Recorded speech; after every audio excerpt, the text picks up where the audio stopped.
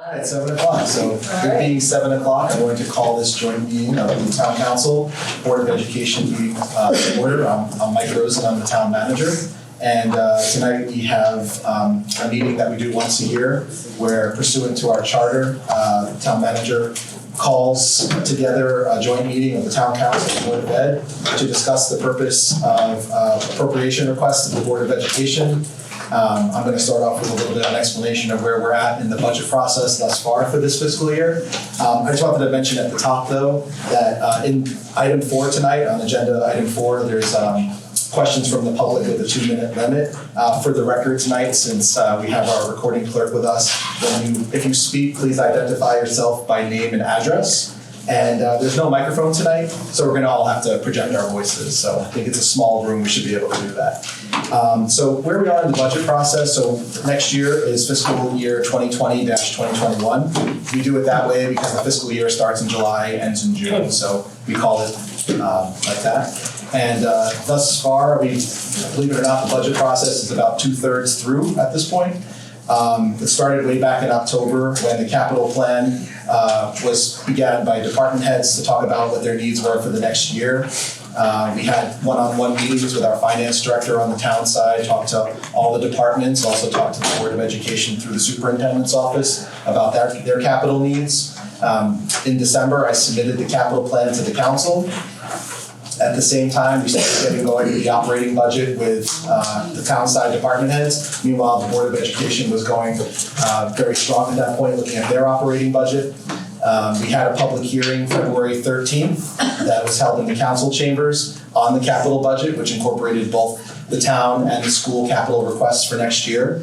And that same day, or I believe it was the day after, the Board of Education then submitted their operating budget to the town manager, and that's the budget that we're working off of tonight.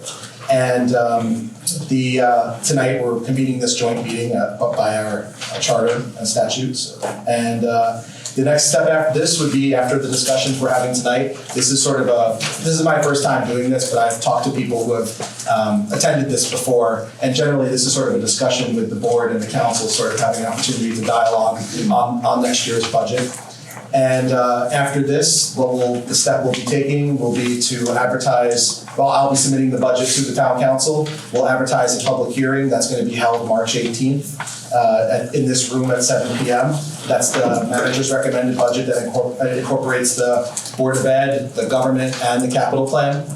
And then prior to that, though, in that mid-March, March 11th, 12th, and 17th, there are going to be meetings held in council chambers one night, library room 2 of the other nights, that are going to be department-specific operating budgets. So we're going to talk with the department heads about what their needs are for next year, and perhaps a year or two out, looking at the 5 years to see what their needs are.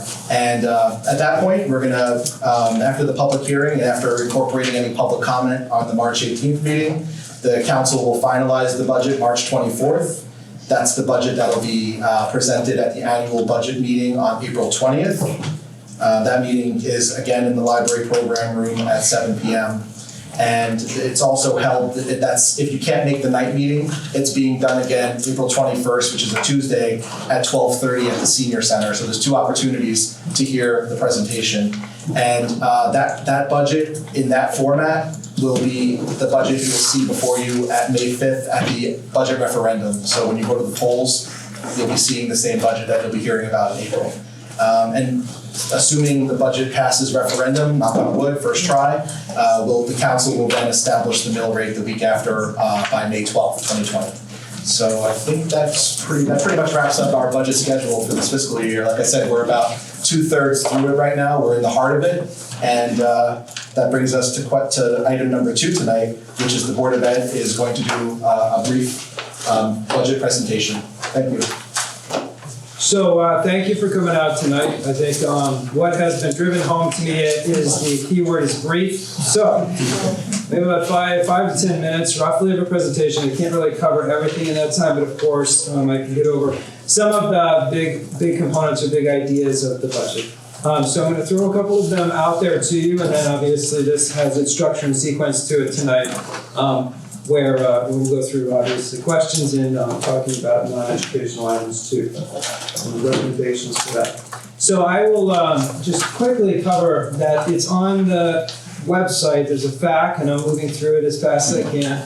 People generally post questions, and then I'll post the answers to their Board of Ed and FFC. We've had, I don't know, probably 4 or maybe more FFC meetings, a series of budget workshops, and a series of Board of Education meetings on the budget. And in all of these different meetings, various aspects of information I'm going to present tonight came up. And as we continue to work through the budget process, we're going through the end of February into March and into April. As you know, about mid-March, the Town Council sets its budget. So March and April, those questions will continue to come in, and some of the ones that are there will continue to be answered in that fact. So where you can find it is on the Board of Ed website, on the budget, and then the budget fact. So I'll keep putting those in as I can get to them. So just some quick things that I'll go over tonight in the 10 minutes, roughly, I'm going to say. General overview, some bargaining unit considerations, comparative budget data, what I call lighthouse programs, or I've referred to as lighthouse programs in past presentations. Alternative to outplacements is part of a big part of what we're doing. Per pupil expenditure, which everyone's probably seen, class size considerations, and grants and funds as part of this budget. So the budget is $40,594.08, representing a 6.14803 increase, or 1.54%. This is the Board of Ed adopted budget. They take the superintendent's proposed, work on it, and then adopt one of their own, and they actually lowered that.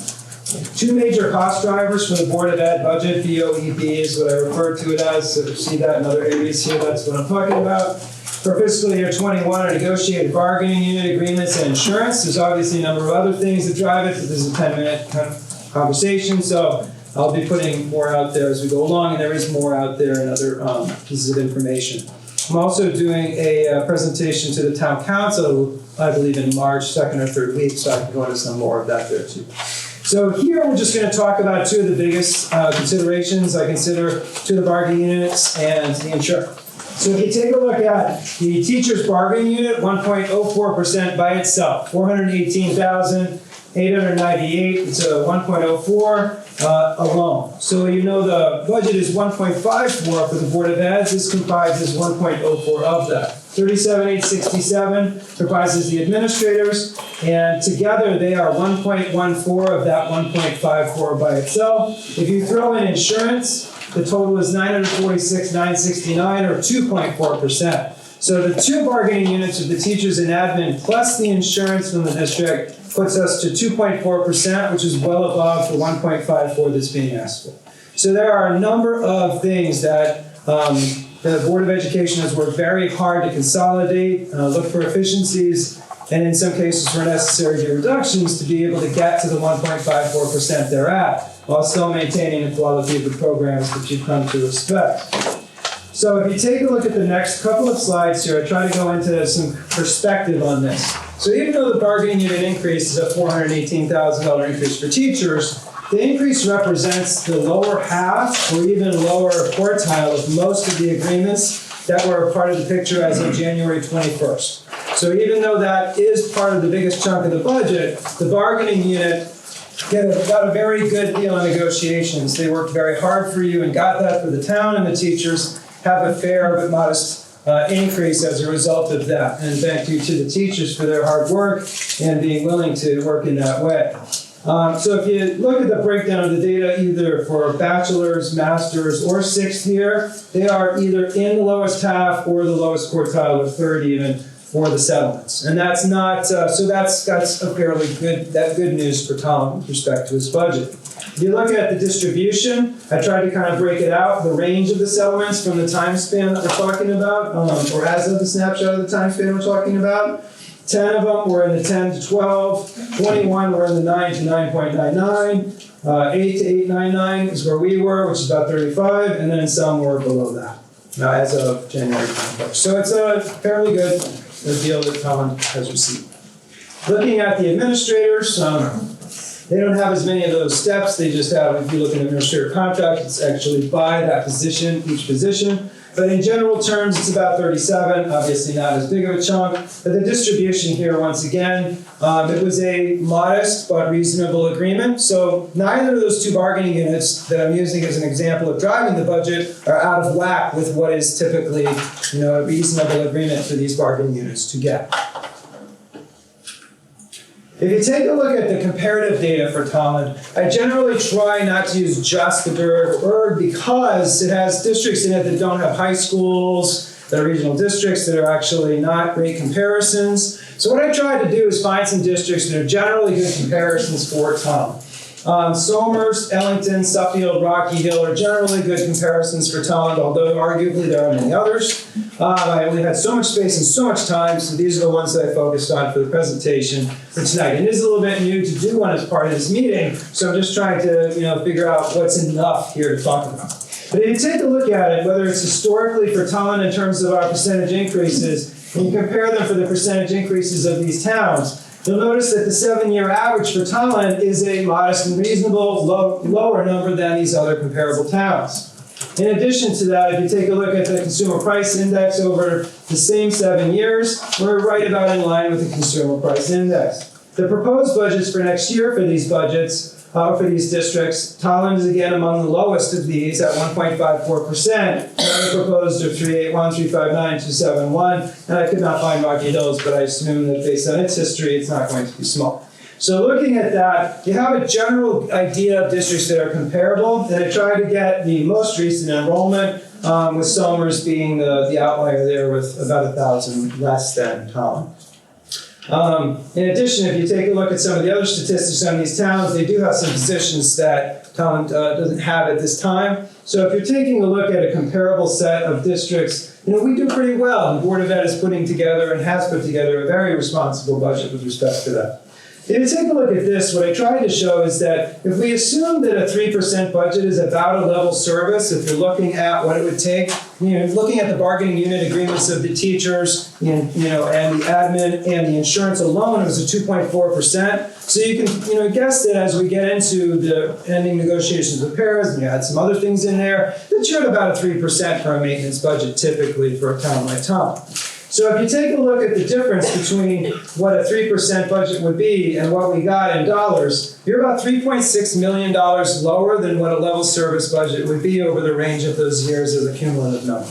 So you've been getting a very good deal in Tolland, and your budgets over the last few years have been pretty reasonable and modest in Tolland with respect to the budgets and other towns, and even in the consideration of what a level service budget would ultimately be. If you take a look at it over the years, and this is a very long chart, it took a while going back to all the actuals. If you take a look at the actuals for all of the teachers, and again, if we're talking NASA, it's your engineers that are poor people. If you're talking a hospital, it's your doctors and nurses that are poor people. If you're talking a school, it's your teachers that are poor people. So, it's like a canary in the mine type of thing if your teachers are in their adequate numbers or not. So if you take a look at where we're at, you have made your adjustment for enrollment in this town. You've gone from about in the 06 to the year, fiscal year, 06 to fiscal year 20. You've gone from that 243 number down to the 201 number. You've gone down about 42.15 staff. And if you take a look at that over the span of time and you look at enrollment, it's about 1 teacher to every 20 students that's ultimately been adjusted here. Although you can't really do it exactly that way, that's about where we're at. I didn't include all the paras and all the other stuff, although I could, but paras fluctuate all the time. Those kind of positions fluctuate all the time. If you get an IEP, you're going to add a para, or you can lose a para, all that kind of thing. We have a couple of paras right now we're trying to hire. It goes up and down every year as you go along based on the needs of the district with respect to IEPs and other things. So I focused on the core of the teachers because the teachers are pretty much what you might imagine as one of the most important things, even though everybody is important in the district. So if you take a look at it, it gives you just perspective as to where you're at, and it gives you the teacher number for the operating budget. It also provides grants and then total number. But I took the lower number here as a divisor, so you're looking at between 19 and 20 as a ratio, 1 teacher to every 19 or 20. Lighthouse initiatives are designed to reduce outplacements and attrition we're a very competitive situation today in Tolland. It's not like it used to be when I went to school, or maybe when you went to school, excuse me. We have a lot of competitive elements today. We're competing against all the magnets and all the charters in the state. So when you have these magnets and charters, we've been in the I've said this before, I've been in the movie theaters in Manchester, Raid, and they'll put an ad into the movies that talks about Prex, this school, or some other school. And my daughter was sitting in the movie theater with me and said, wow, I'd love to go there. Of course, I know that the district we live in has what she's looking for too, has one of the most fabulous programs in this, but you wouldn't know it. And the kids will look at that because they can put ads in Rave and we can't, and they will want to go to those schools. So becoming competitive and making sure we're not losing kids to these magnets and charters also keeps numbers in the town, in the district, and keeps funds in the town and in the district as well. So if you take a look in general terms, what we try to do is we try to create pathways that are going to reduce attrition. Tolland Business Academy is one of the very first of these kinds of pathways. But the next one is going to be an engineering pathway, and the one following that would be art, music, and dance, or in a priority that I'm setting with admin and other leaders in the district, including the board, ultimately when I get to that point, talking with them. But the idea is that you'd have a pathway that would be a plan of study for students, and that plan of study would highlight what Tolland can do for a student. And so the student, when they think of going to a magnet and charter, will be able to look at the pathway and say, wow, I get that much or more from where I'm at. I don't think I'm going to go to this magnet or charter. I'm going to stay here. So that's the objective, is that without increasing the amount necessary to run the program, we would more, in a better way, articulate everything that we offer, and we would be retrofitting all of our curriculum and making sure it's working in the way that we want it to and highlighting what we want it to, so that it's showing that you have these great opportunities in district. You don't have to go out of district for that. So STEAM and engineering would be part of that as one of the other possible ones, and art, music, and dance as examples. The TDA is the one that we actually have in place right now. Those two are ones that we're thinking and talking about, and the STEAM STEM one is the one that we've been talking a lot about this year in terms of plan. If you take a look at the in-district specialized programs that are excellent alternatives to outplacement, we've been focusing on creating programs that do the ethical job of educating students in district that otherwise might have been sent out of district. So there's an ethical imperative there, because children should grow up with their peers. They should be able to attend a school local to where they live, so that they can have birthday parties with their peers and they can be a part of the community instead of being bused hours away. By doing this, we provide a better educational alternative for students. But one of the other benefits for the district and the town is that you actually avoid a lot of outplacement costs. And that can be a very good thing for a school district and a town, because the resources are available in your town. You avoid the outplacement cost, and you have additional resources because of that in your own schools, which you otherwise would not have. So just taking a quick look at what that means that we have to support professional development, program development, and other professional ed services. This is absolutely crucial, because when we go into IEPs and PPTs and hearings, we have to be able to say that our staff has been well trained in these areas. If they haven't been well trained in these areas, then at the end of that resulting process, the determination may be that the child needs to be outplaced. And even beyond that, if we don't provide that training, then we have an ethical imperative to outplace the child, because we don't have the training to do it. So the point is, this training is absolutely crucial. You cannot say that the training does not make a difference, because if you do not have it, for instance, if you do not have a good structured literacy program, or you do not have some training in, for instance, literacy how, you risk having a lot of people question whether you are serving, for instance, students that might have dyslexia or might be showing some signs of dyslexia well. And if you cannot say that you're doing it, then you risk losing those kids to outplacements, and in an ethical, moral sense, you should, because you're not trained. Maybe you can't help them. So that's the purpose of having this training. It is important to have. It is not unusual from where we were at before, and it's something that we really need. So there's a couple of links here, and as I post this tonight and tomorrow, those links can help kind of articulate what some of those programs are. How has this looked for Tolland?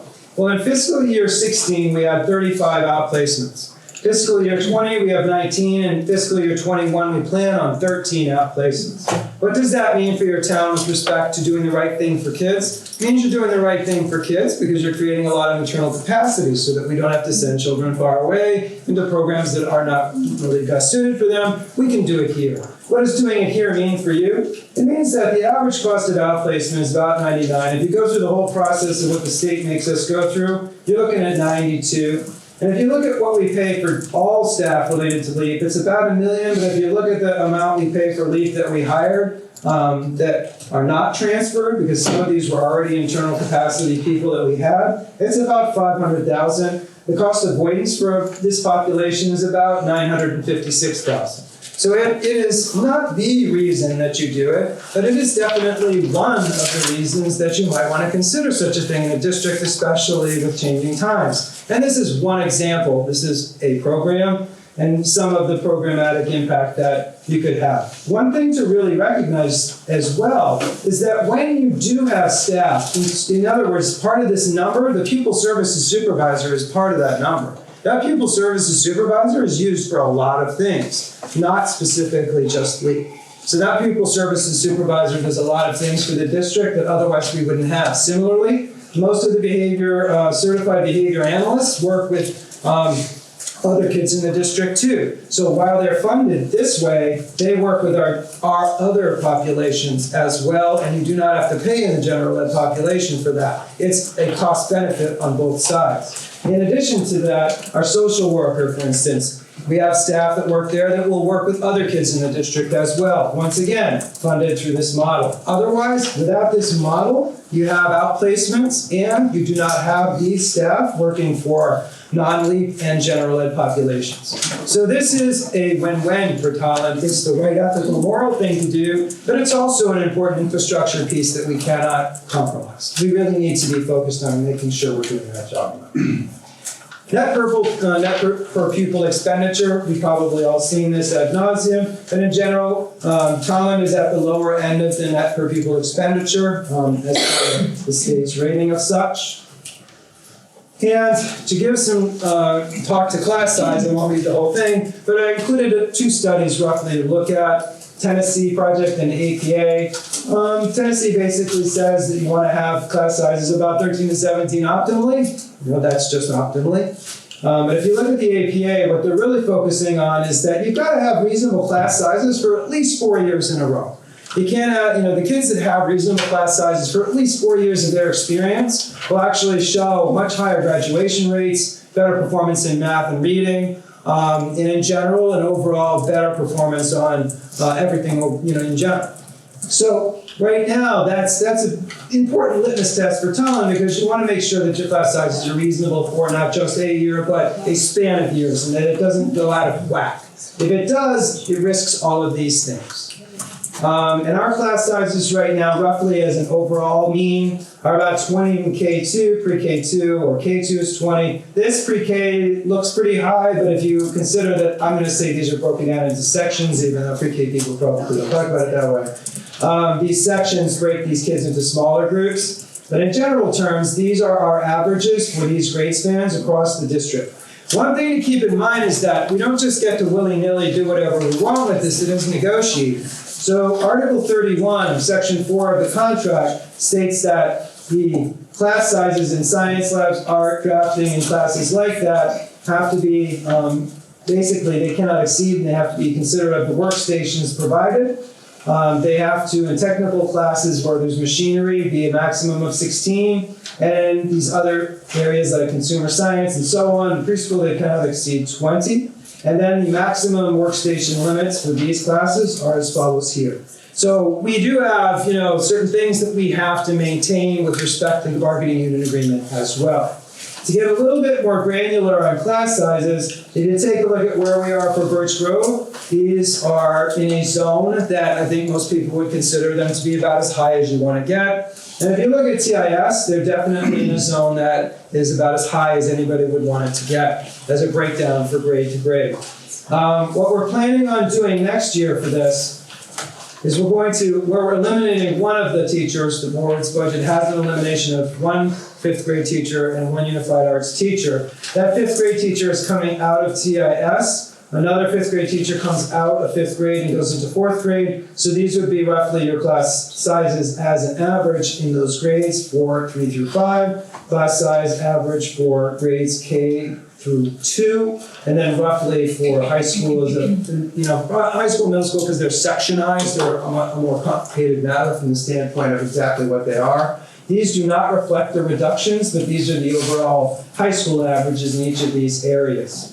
Middle school, when you have transition grades, the transition grades are generally lower because of the impact of the transition on students. So if you take a general look, this is sort of the amalgamated version of it.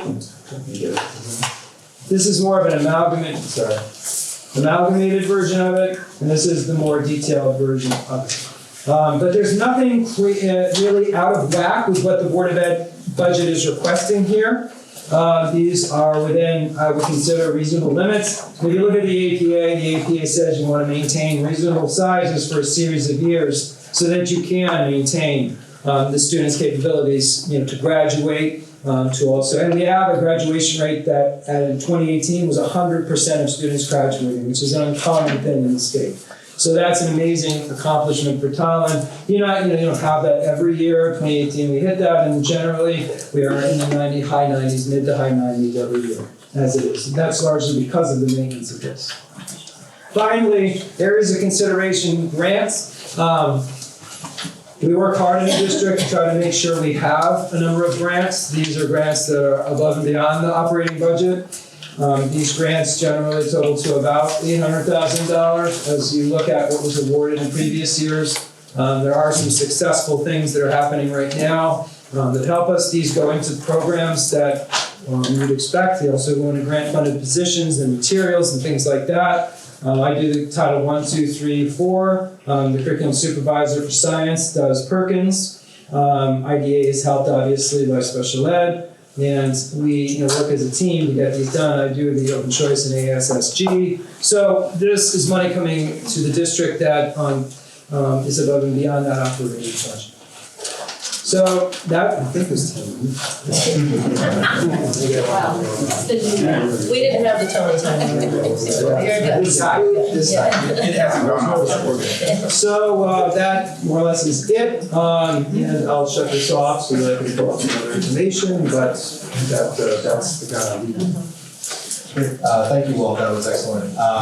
Number 3 on our agenda tonight talks about recommendations and suggestions to the Board of Ed regarding consolidation of non-education services and cost savings, which is per Public Act 13-60. So my understanding is that this is sort of an opportunity for some dialogue to happen between council and Board of Ed. Correct me if I'm wrong, but I guess at this point, I'm not sure who would like to take the lead on this discussion. So, do you have more you want to do it? Do you have more you want to put it, or do you want to? Well, right now I'm just looking at my own stuff, but nothing unless those. No, I don't have anything specific, but I'm figuring. I mean, I can talk, Questions or? depending on what happens. I'm like, for instance, if there's a question and I have something. You have something you can put up, so you'd rather stay back there? Oh, yeah, is that okay? No, yeah, that's fine. Okay. Yeah, that's absolutely fine. The Wizard of Oz. Yeah, you want a curtain? You might want a curtain for me right now. Does anybody have any questions on this section on the, oh, I'm sorry. This is specific to consolidation of non-education non-education services stuff. and cost savings. Yes. Does anybody have any questions on this section?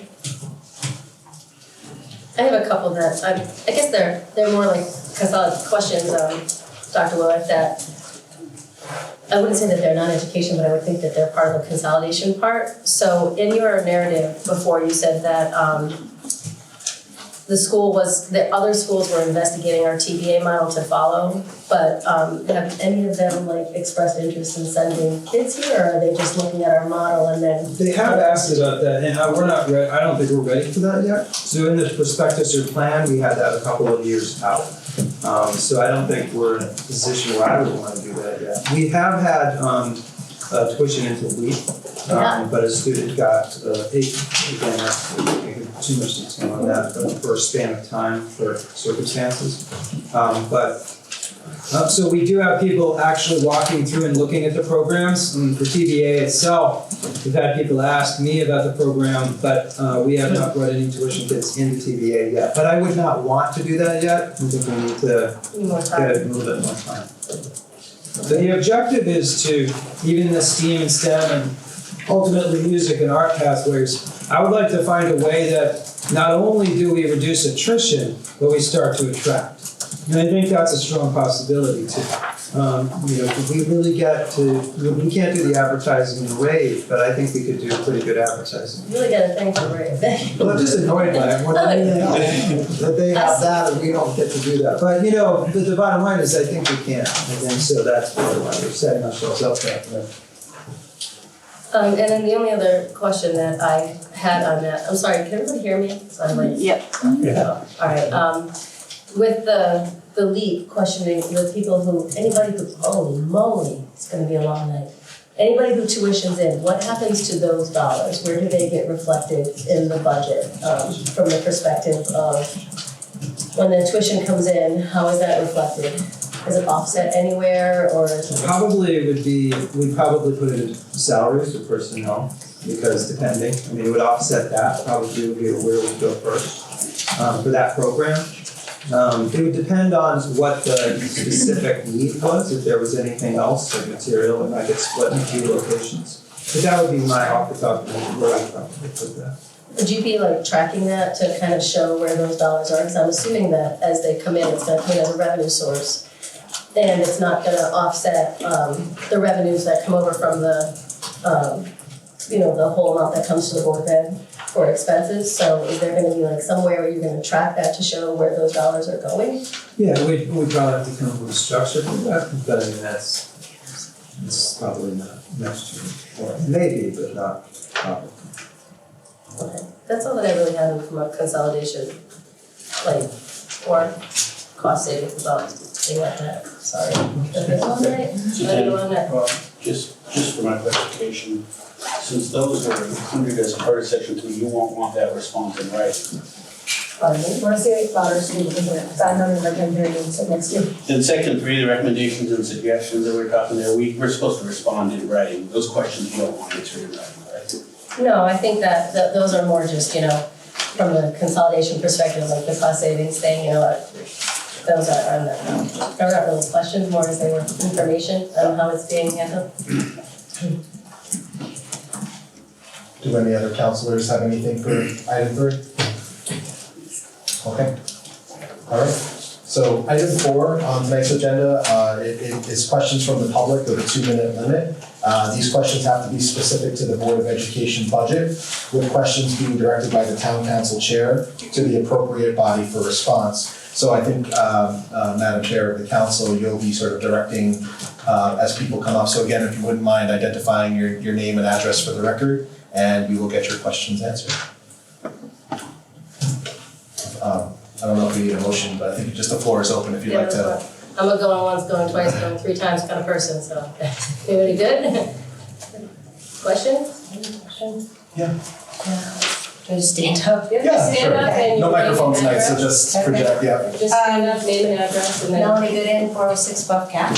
I don't know where the board stands on freshman sports, but it is something I'd like to just address. I don't know if you guys are going to say where the cuts have been made, because obviously you worked hard to get some cuts down from Dr. Willett's original budget. I just want to speak as an advocate for freshman sports. My kids are well past that age, but I do believe in this day and age, as we're trying to get kids to be more active and get more outside experience, having 30 more boys sit at home on their Xboxes and computers and not have any opportunity to go out and play sports is a shame for the town. We're already at a very high per sport price. Parents are paying $200 per kid per sport. I understand there's a cap. That's essentially a tax on your families with athletic kids. Coming in, I think that freshman kids, these are opportunities for them to make friends, to learn teamwork. that I think that is, you take this away and now you're losing a lot of opportunities for kids to grow and make lifelong friends. So I just want to speak as an advocate of the sports. I do see a couple quick little cost savings. Postage, I know that was one of those issues you guys are going back and forth on. There is a lot of efficiencies with text and emails. Today or yesterday, I received 2 letters. I have 2 high school kids. 2 letters about the SAT being a shortened day. I mean, that's kind of just a quick little wasteful things if you're just looking at a per stamps as stamps increase. The athletics, these are just small little things as I noticed as a new resident. After kids play sports, they're asked to fill out a survey as how they felt about their team, how they felt about their sport. Those are letters going home. Kids don't fill out surveys and papers. I mean, they're all addicted to their phones. Send them out an email. Save a little bit of money. I mean, just small tiny little cost savings that could really add up. And then finally, on the bus contract, I know that I believe it was extended for 1 year without being bid out again. I live in a very busy corner. I see 3 or 4 buses go by my house every morning. And then when I go into the parking lot, because I have to go for whatever reason, I see half-empty buses. So I'm just asking if the board can, before the bid is out, that they actually go do an unbiased audit of the bus situation. There's buses that sit in the parking lot for at least 15 minutes, 20 minutes, because kids could even go into the school. So there's half-empty buses, kids that are sitting there. So I just ask that the board or members of the community are responsible, and when they're going out to go out and audit the bus situation, it could be a cost savings, could not be, but I ask that you guys look at that opportunity, save some money. Thank you. Thank you. So you didn't really have any questions that you want us to address right now, more statement? Oh, it's okay, I didn't grasp any major questions in there other than I think one might be the validity of households, mailers versus sending one to each individual child if that's feasible or allowed. And then I think the other would be whether or not this school system can send out emails to individual students for survey responses versus paper. That might be or Dr. Willett question. I don't know if that's something you can kind of answer tonight, can you? Yeah, I can take a bite at it. The new athletic surveys are online. They don't go home for various reasons in email, but the kids take them online within the school. Okay. So that was already factored into the process. And it's mostly operations in the business office that had a chunk of that increase for stuff that now they're responsible for corresponding about. And I've accepted the business manager's number on that as necessary because of the things that he's doing. And it seems to me like he's had to do a lot of corresponding and a lot more paperwork in that way. So it makes sense, although I don't know how it'll ultimately end. It seemed to make sense to me. The bus contract we've already gone through the process of, and we're in that end process of a 3-year contract. Having said that, there was a lot of scrutiny put on that, and I think that it is a fair one that is quite competitive with the other ones in the area in terms of information that we have and the people that we have consulted with about it. So I think that's going to be a reasonable increase for Tolland as well, and that's factored in next year too. So it's I appreciate you mentioning it though. What you said makes sense. We are responsible for picking up kids whether or not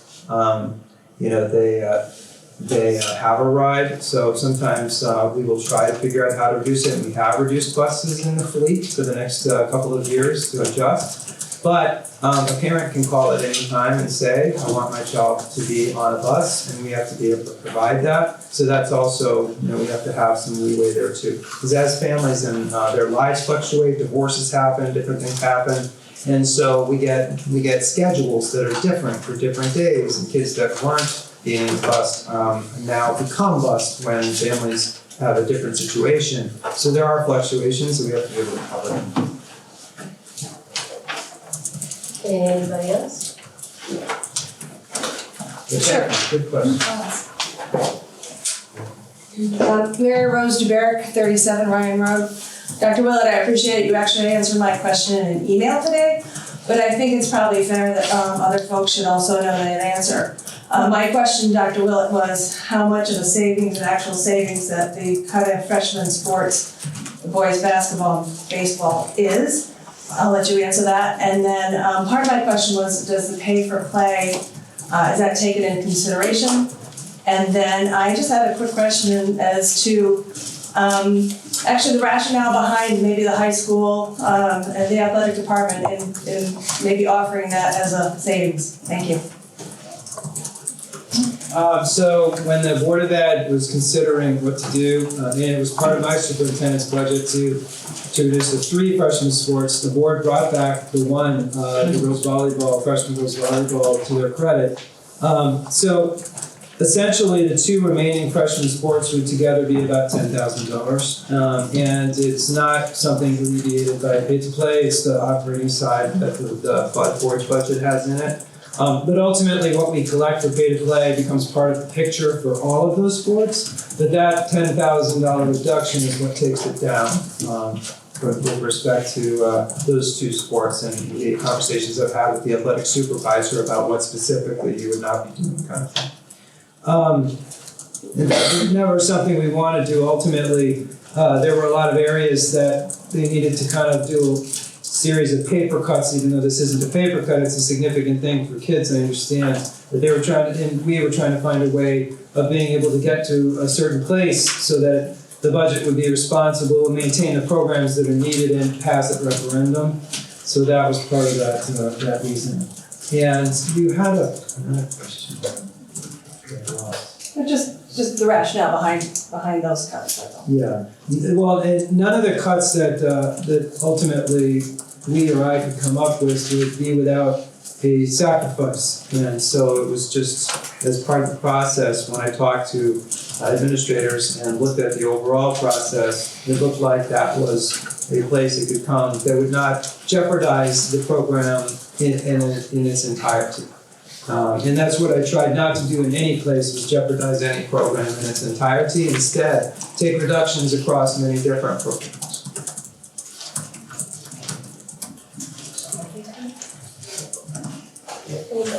Gary, you stood up in the back. Yeah.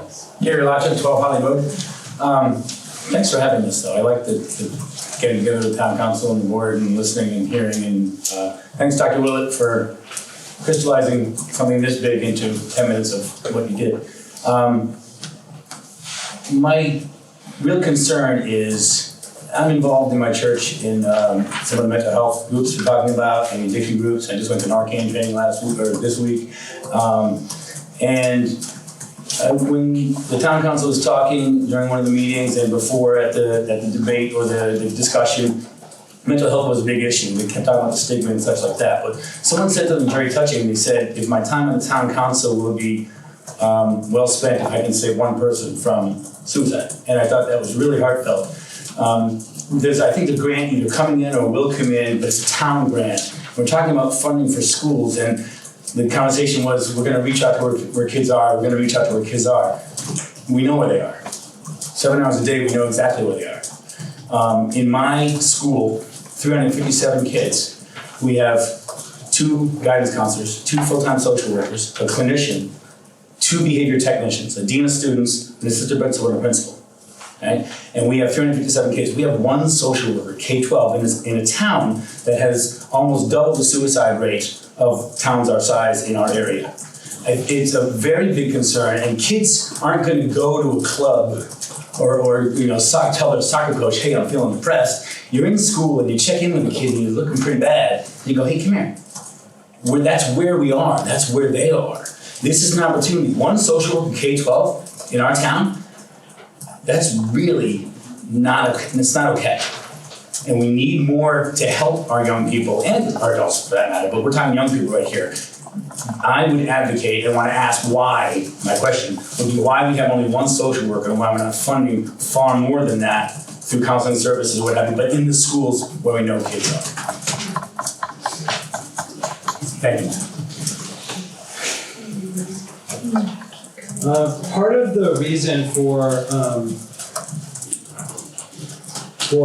looking very closely at the attrition and looking very closely at outplacements is because I know that we can build internal capacity by focusing on some of those programs and doing the right thing by kids that need special services. And by doing the right thing by kids that need special services, we can leverage positions for not only those programs that we created special services for, but also for students in other populations. For instance, the slide that I had up there for non-LEAP, for LEAP, we have children that are not part of the LEAP program also benefiting from the BCBA's and other staff. Having said that, you know that social and emotional learning is an extremely important part of the future for our state and all of the kids in our schools. The state has made that one of its priorities. The legislators have made that one of their priorities. We'd like to see the state helping us out with that. On a local level, we know and we've seen that the mental health needs of families and student populations have increased, and we know that on our day-to-day experience. So it would be good over a span of time to continue to build those resources in our district for all populations. One way that we were approaching that with what we were able to do for now is by leveraging those positions, not only in LEAP, but for non-LEAP and non-special ed kids in some of those cases too. So the desire would be to find a way as we move forward to continue to build upon those resources. This budget was what we could do at this point in time and still get the budget through at referendum. Didn't we also hire a social worker this year too? So we have 2 now, correct? Most of the capacity is used with the special service programs, but we do use them for others as well. So we did Where we add can. one though this So- year. We have 2 now. I believe we have 2.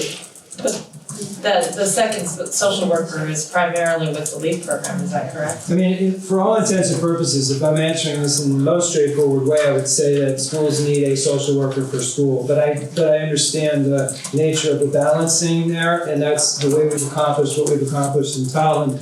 Right now is by leveraging outplacement avoidance and attrition, avoiding attrition programs. And because of that, we've been able to build up on our mental health resources within the district. That's why those programs are so important. That's why those training is so important. It's what we have right now that accomplishes that end. Okay, thank you. Anybody else? Next. Hi, Kate Vallow, 80 Tolland Green. I appreciate the time that Dr. Willett and the board took to prepare this budget and present that to us this evening. That said, I feel concerned that the trend has not kept pace with level services, with maintaining level services. As an educator, I understand the importance of not only maintaining level services, but seeking continuous improvement within an education setting. I've been impressed particularly with the superintendent's ability to seek improvement within this budget environment over the past several years, despite not maintaining the level of services. But I'm just wondering if any of the counselors here could speak to that, and specifically how the town can continue to invest in all aspects of school, maybe most particularly mental health, and tracks that would meet all students' needs, such as art, and the tracks kind of set up that Dr. Willett had posted in terms of STEM, STEAM, art, and all of that. I'm just wondering how the town council can see doing that in a short-term and a long-term perspective, given the fact that we've had to cut so much so far. I understand the town's in a very difficult position, and I'm just wondering about the community's commitment overall to education. I can take that. If there's any answer to that. Anybody can answer? I think that's a great question, but I think that one thing that we also have to take a look at is our student population, where over the past decade, as Dr. Willett has already shown, we've decreased our student population by 700 people, by 700 students over the past decade. That's based upon the projection by the Connecticut Data Center included inside the previously released Tolland Conditions and Trends. Over the next decade, we're looking to lose approximately another 1,000 of our students. Yeah, it is. I can show you. That's not true. Kate, why don't you pull up the Tolland conditions and trends, and you can see on there specifically, it says Connecticut Data Center, that we are, no, population projection Tolland.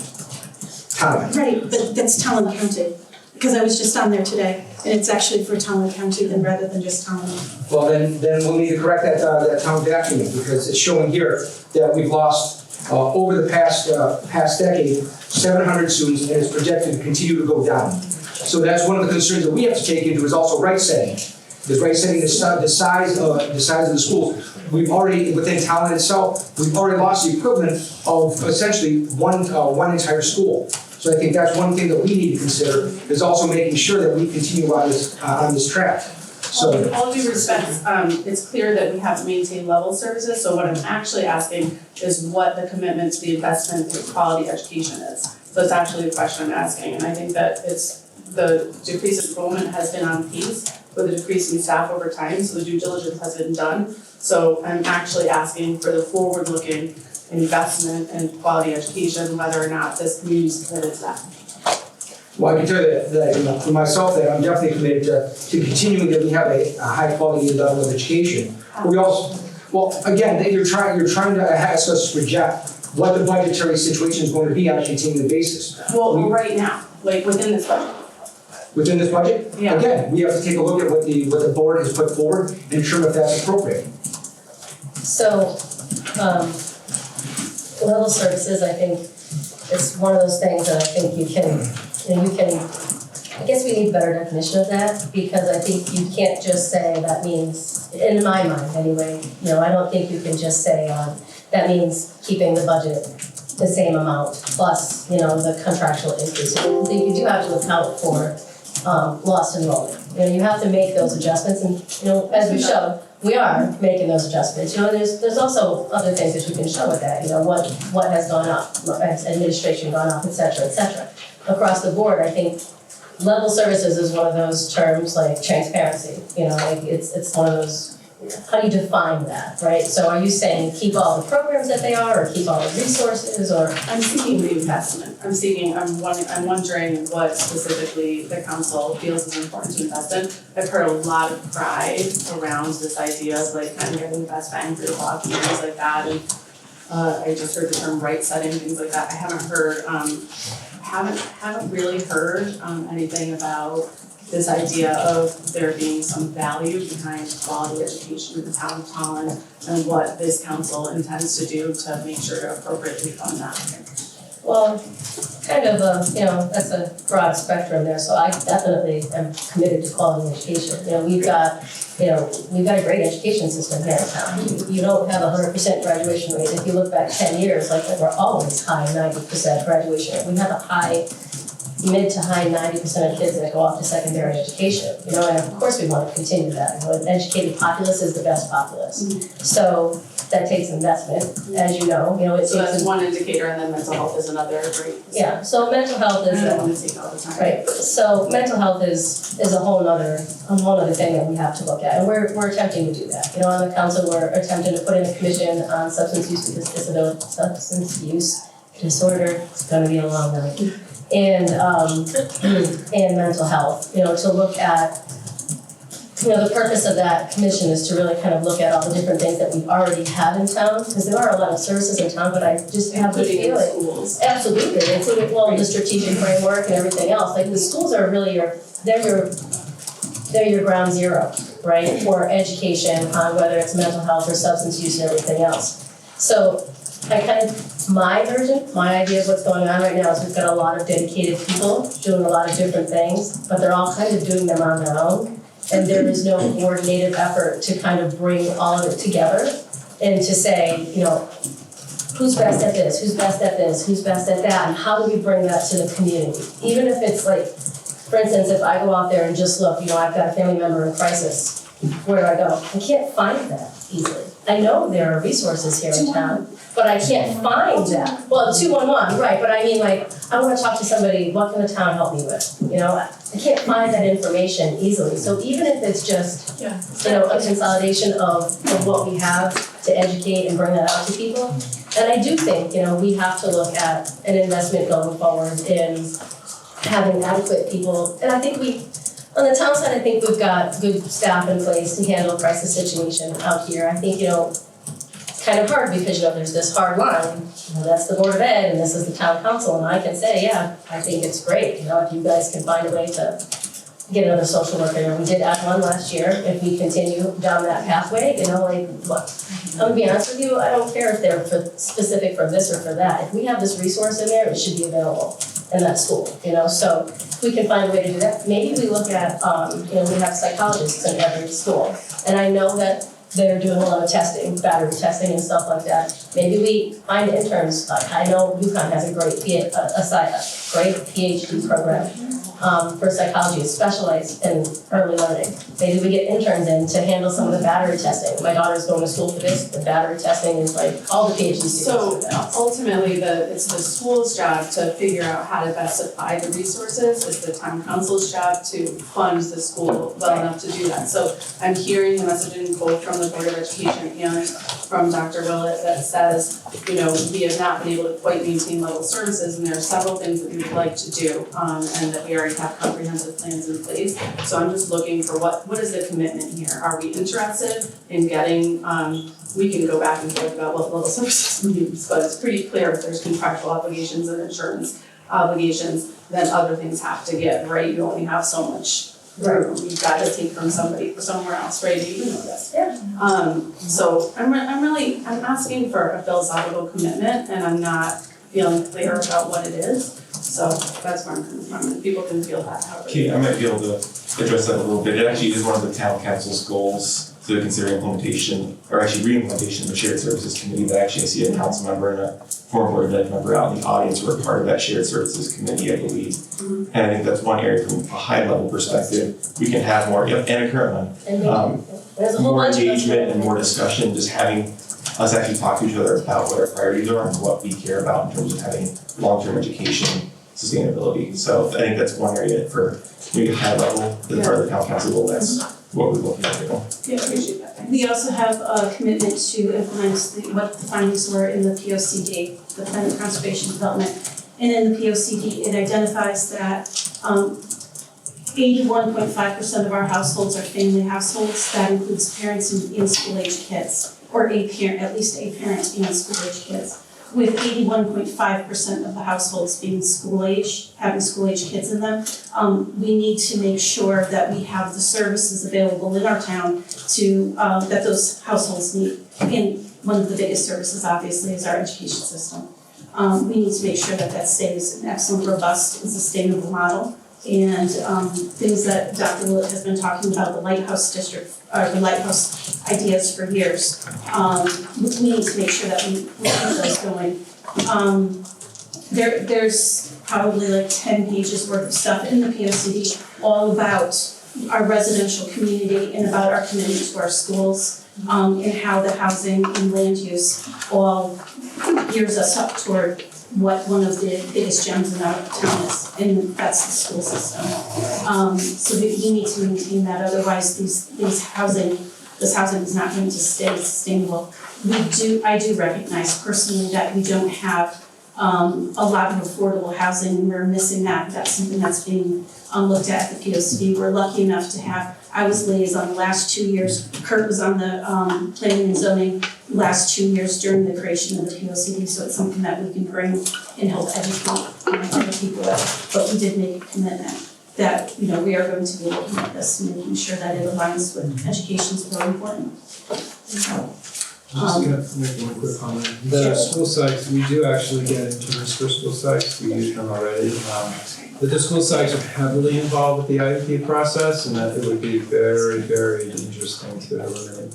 Oh, I wouldn't eliminate, I would not, I'm just I'm not putting it out there, implying because that they are there really was, important for every building, but my daughter would kill me, I would never. so you've got the hot seat with it.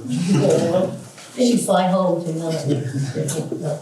And if anybody's taking a look at I'm sure most of you in here have, the Board of Education budget, pages 5 has the vision and goals for the Board of Ed. And the town council has our vision and goals that are on our Tolland.org webpage. I appreciate everybody who decides to take us up to task on this and make sure that we are following our vision and goals. And when you do make a decision that doesn't match up with these, call us out on it. I think that we've failed recently in taking a look at our vision and our goal statements and matching them up with the budget. Because the budget is a reflection on what we hold important to the town. What are those vision goals for this? No, they're not. They're Okay. last. That you haven't done that yet? They haven't done it yet. And you're going. Sorry, Well- I'm answering for you guys. Well, You haven't done it. No, I'm not saying for the It's on the agenda, we're gonna discuss it. Right. I'm asking if the vision, okay, for me, the vision and goals are actually in this document that has been produced. Yeah. And the vision and goals are also on each agenda item that you guys and every time you approve your minutes, it's part of your minutes. So if it hasn't been removed yet, that's been on however many meetings you guys have had, sorry. Has the town council set to? Yes. Yes, Okay. and that's on Tolland.org. That's what I was. Yeah, it's on Tolland.org if you want to look at it. Right, there's also further information about the lighthouse, the benefits and the highlights, some of which Dr. Willett went through, but there's a lot more information there. And then lastly, there's cost avoidance and service maintenance, on the last page, on page 8. And I think those were all really important parts of this budget document for us to take a look at. And I appreciate you putting all of that information in here, thank you. Did that help? Thanks. Thank you, Jenny. Bob Rubino, 296 Wyckoff. I didn't get a chance to confer with Jan on this, so I'll probably get It's interesting, Jan and I have just entered the fastest growing demographic in Tolland, that of the retired. So we don't necessarily have a dog in this fight. But after 34 years of doing this, I'm kind of reminded of Michael, your predecessor once defined, or at least repeated Dante's definition of insanity, of doing the same thing over and over again, expecting a different outcome. And we continue to do the same thing over and over again. We've been talking about cuts, we've been talking about savings, but we really haven't done anything different. The superintendent kind of hinted at something a little while ago, saying changing circumstances. The world is changing. And Lou, you kind of picked up on this, that the population of the schools is going down. So you guys are all business guys, you know what that means. Your fixed cost per student for all these schools is actually going up. So how do you fix that? You fix it by filling the schools. How do you fill the schools? You fill the schools by having a robust educational system in Tolland that causes people to say, this is the place I want to raise my family. They're going to move here. They're going to pay whatever for that real estate. Not only does it fill our schools, it fills our general fund. Our revenues go up. We're in this downward spiral. How do we turn that around? I'm not saying build new houses. Let's build the ones that we have with families that are going to pay those prices. A better way to do it, and one that I'm surprised that you guys haven't pounded the tables for, is the Tolland Business Academy. You have a superintendent that's already given you $1 million per year cost savings. Cost avoidance. I know that doesn't really float many boats, but it's $1 million. You got a guy with a track record. My question, somebody should be pounding the table saying, Walt, tell us more about this. I heard we have a plan. I've heard the same plan now for how many years? Brenda, you hinted at it. We have goals and milestones. Now, in business, if you have a real goal and a milestone in business, you break it down to steps. How are you going to get there? If you don't take the first step, you'll never get there. I would like to see one of you guys say to the superintendent, what do we need to do this year to make this a reality? What's the first step? Do we need to hire somebody? Let's do it. This is how we're gonna fill our schools with students from other regions. Regionalization. E.O. Smith is a magnet for special needs students. They've got more money than God over there. Let's do the same thing. Let's be bold. Stop the timidity of cost and savings, and let's invest and do something. Let's fill up the schools. Thank you. So I think I can speak for myself at least. So I did actually just ask Walt that. We did hire resources for the TBA, and they have kids that are in that program now, and that's kind of what I asked. I said, in his forefront to the budget, it said that schools were coming and investigating the TBA model to use to follow, and I asked, are they looking to tuition in? And he just said that they're not ready for that yet. So I think that has been asked. I have asked specifically about what is the plan, with the CBA, what's the plan? We hire these resources, so what are the steps? And, there's, again, that hard line of, I can ask the question and Dr. Willett has about 1,000,002 things to do. So if he gets to putting something together on that, I think we have been supportive of TBA. We've specifically hired a teacher for that. So, Can I ask a question though? when I'm done, and yes, so, I think we have been supportive of that, and I just asked specifically, what can we do? That's terrific, Tammy, and I applaud that. Unfortunately, when I went to the Board of Ed meeting, I don't think they got that memo.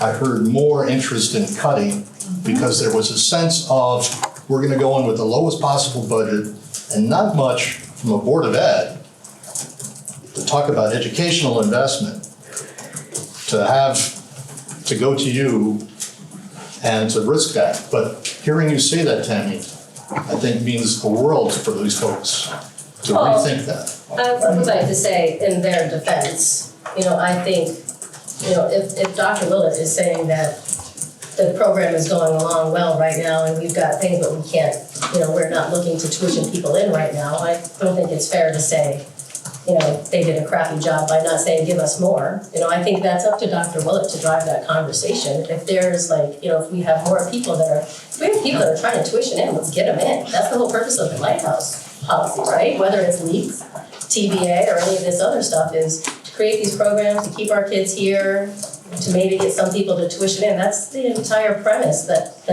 Dr. Willis, you've been telling me for 4+ years. Just That's to clarify, tuition in is the gravy, the cost avoidance of not having people attrition out. Right. You're in a very precarious place compared to where my high school was. My high school did not have to compete with magnets and charters for students, yours do.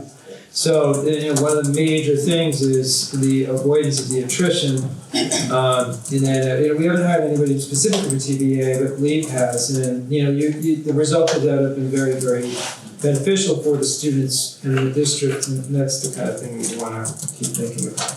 May I ask one question to Dr. Willett? Yes.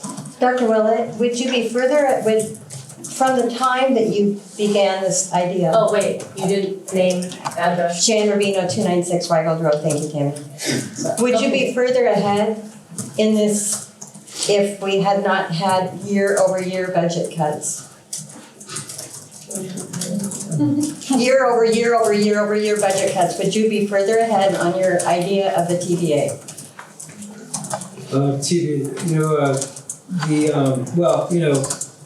This is such a tough question for a superintendent because if you give me 3s, we can work with the 3s. If you give me 2s and 1s, then you have to make compromises for 2s and 1s. And I think this year the Board of Ed has made compromises to achieve the 1.54, which is why I am so. I feel so strongly that budget should be accepted as it is, because there's been a lot in there and a lot of hard work done. Creating budgets that are level service will mean that you don't have to have reductions, and that's generally preferable. But the teams of elected officials work together to try and find the best way forward, and I work for all of you. So, just one quick element in the conversations that we had when coming up with this and modifying the superintendent's budget were not simply about reductions; they were about efficiency. If certain programs needed additional funding, then before we turned and asked for more, ensuring that the money we were already spending was being spent, which meant a redistribution rather than simply a reduction. And if I may, just address the comment that you made before about business, and if this was business, then that you have to take a look at investing. But also, just a basic of supply and demand. If you outprice yourself by us increasing the mill rate to a certain point where people can't afford to go here or can't afford to live here, then it doesn't matter how good of an educational system we have if people can't afford to move here and can't afford to stay here. So I understand what your position is. That's what our situation is. We have to try and find the right set, the right number that we would try and balance that off. Because if we price ourselves out too much, Absolutely. then it's not, then we're not going to be Look at able the to. superintendent's numbers. He made, for every dollar spent, $2. That's called a profit center. For every dollar that he spent on insourcing special needs students, I agree. I would argue though that money has been reinvested back in the school. It's not like the budget was cut by $1 million. So, like it's not like it's, it's, and the key in the is business world, we call it blue dollars. invested and not cut. He had the resources and the investment and training to be able to do that. And all I'm saying, Lou, I'm not saying just spend it willy-nilly. I hear that. I'm retired. Right. But if we want to get off this merry-go-round, let's start thinking about our school as a profit center. One thing I would caution against is we're not a business. School systems are not, so try not to overlay that model on it in that we have, we've had a lot of unfunded mandates hit the state, hit school systems. What you do today for one child is probably what, you were doing differently for 3 back then. Your system, I will say, is not better off than it was when I joined you 10 some odd years ago. You are definitely not better off. I'm going to take that line and say you have lost programs. Part of that, though, is because you have a lot of these unfunded mandates. We have to do things we never had to do before. So be very careful about making a person by dollar by enrollment kind of comparison. If you start doing that, for instance, if you really kick this lower than 154, the damage is going to be significant. These were set out with very purposeful intent. Budgets are put together with very purposeful intent to prevent you from going backwards in a significant way. So recognize that a lot of that work has been done and be very careful about putting a business model on this. It's not the same as that. I'm going to see if anybody else has a question first and then we can come back to you. Sam Averstein, 164 Pine Hill Road. I want to start with a maintenance budget and know what the difference in that maintenance budget is. Dr. Willett put up some numbers that showed over the last 3 years the contractual costs, the underlying contractual costs went up about $3 million and compared to the budget. And about $1 million of that was covered by special education, by what he's done with special education. There's a $2 million gap. So what was sacrificed in that $2 million? And folks who have done the research, who have looked at other districts, who work in other districts will tell you that we don't have the intervention support, we don't have the curriculum support, we don't have the technology in this district. Our class sizes are high, we don't have the social and emotional support. This shouldn't be news to folks. If you have kids in the school system, it's really important that you understand this. And so I'm not saying anything that should surprise anybody, and if it does, then it's because the Board of Education really hasn't had the proper conversation. Andy Powell got up and talked to the Board of Education, Colleen Yuchek got up and talked to the Board of Education, I got up and talked to the Board of Education during this past budget process. Those are the 3 board chairs for the last decade. And we've all sent the same message. We said, your job is to talk about what I just said. Your job is to go through the budget and talk about the quality of education and talk about what's changing. And so my question to the Board of Education is, what has changed? How? And I'm not saying a maintenance budget is the goal. Everything changes, there's changing circumstances, but to what degree are we offering the same quality of education that we offered 3 years ago? And 3 years ago is an important stake in the ground because things really did significantly start changing 3 years ago. And maybe the answer is we can't afford it. And that's fine. If the answer is we can't afford it, then step us through and get us to the point where we say, okay, this is really where we should be, but we can't afford it. But let's not start with, well, we can't afford it. and that's what we've done. We started with, oh, we can't afford it. And as for what we can afford, even that we have to look at. The information that was put out for the last budget showed the ECS grant, which is the state money, the state funding that comes into Tolland to support education, showed that at a certain number. And when you compare the budget last year for that grant to now what the budget is this year, it's actually gone up. But I've heard most board members say, well, we can't afford to support a higher budget because the ECS grant's going down. But that's not the case. It's going up by $239,000, unless someone can explain to me that that's not right. So good, Ken, you can explain it.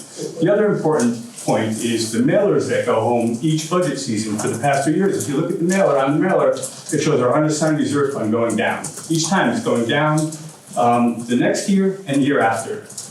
What hasn't been talked about and what's actually happened is the unassigned reserve fund has done the opposite. It's gone up. And if you look at it over the past few years, it's gone up almost $1 million or over $1 million. I can explain that one too. And that's what I'm asking. Please explain those things. And I'm using my 2 minutes. So you're going to explain it. And I'm going to say, no, that's not right, but I don't get to say that. So come talk to me afterward. Thank you. So I don't know how to, you had a lot of questions in there, and I don't know that, this is kind of a joint meeting to talk about the budget, and you're asking about the Board of Ed and their mission and intent, so I don't necessarily think that that's really like an appropriate. So can I just talk about why it's relevant? Well, it's relevant because this meeting is for statute 13.60, which is to talk about consolidation and reduction. Yep. So that's the purpose of this meeting. And The challenge is that that's all that we've talked about through the whole budget process. So really when we get to this meeting, we're already supposed to have gone through a Board of Education budget process that's uncovered everything I've talked about. That's really, and that's what Andy Powell was trying to tell you, and that's what Colleen Muchek was trying to tell you, and that's what I've been trying to tell you. So by the time you get here, when you talk about reductions, it's not that that's the only thing we've already talked about. We've already reduced the budget, and that was actually even our starting point.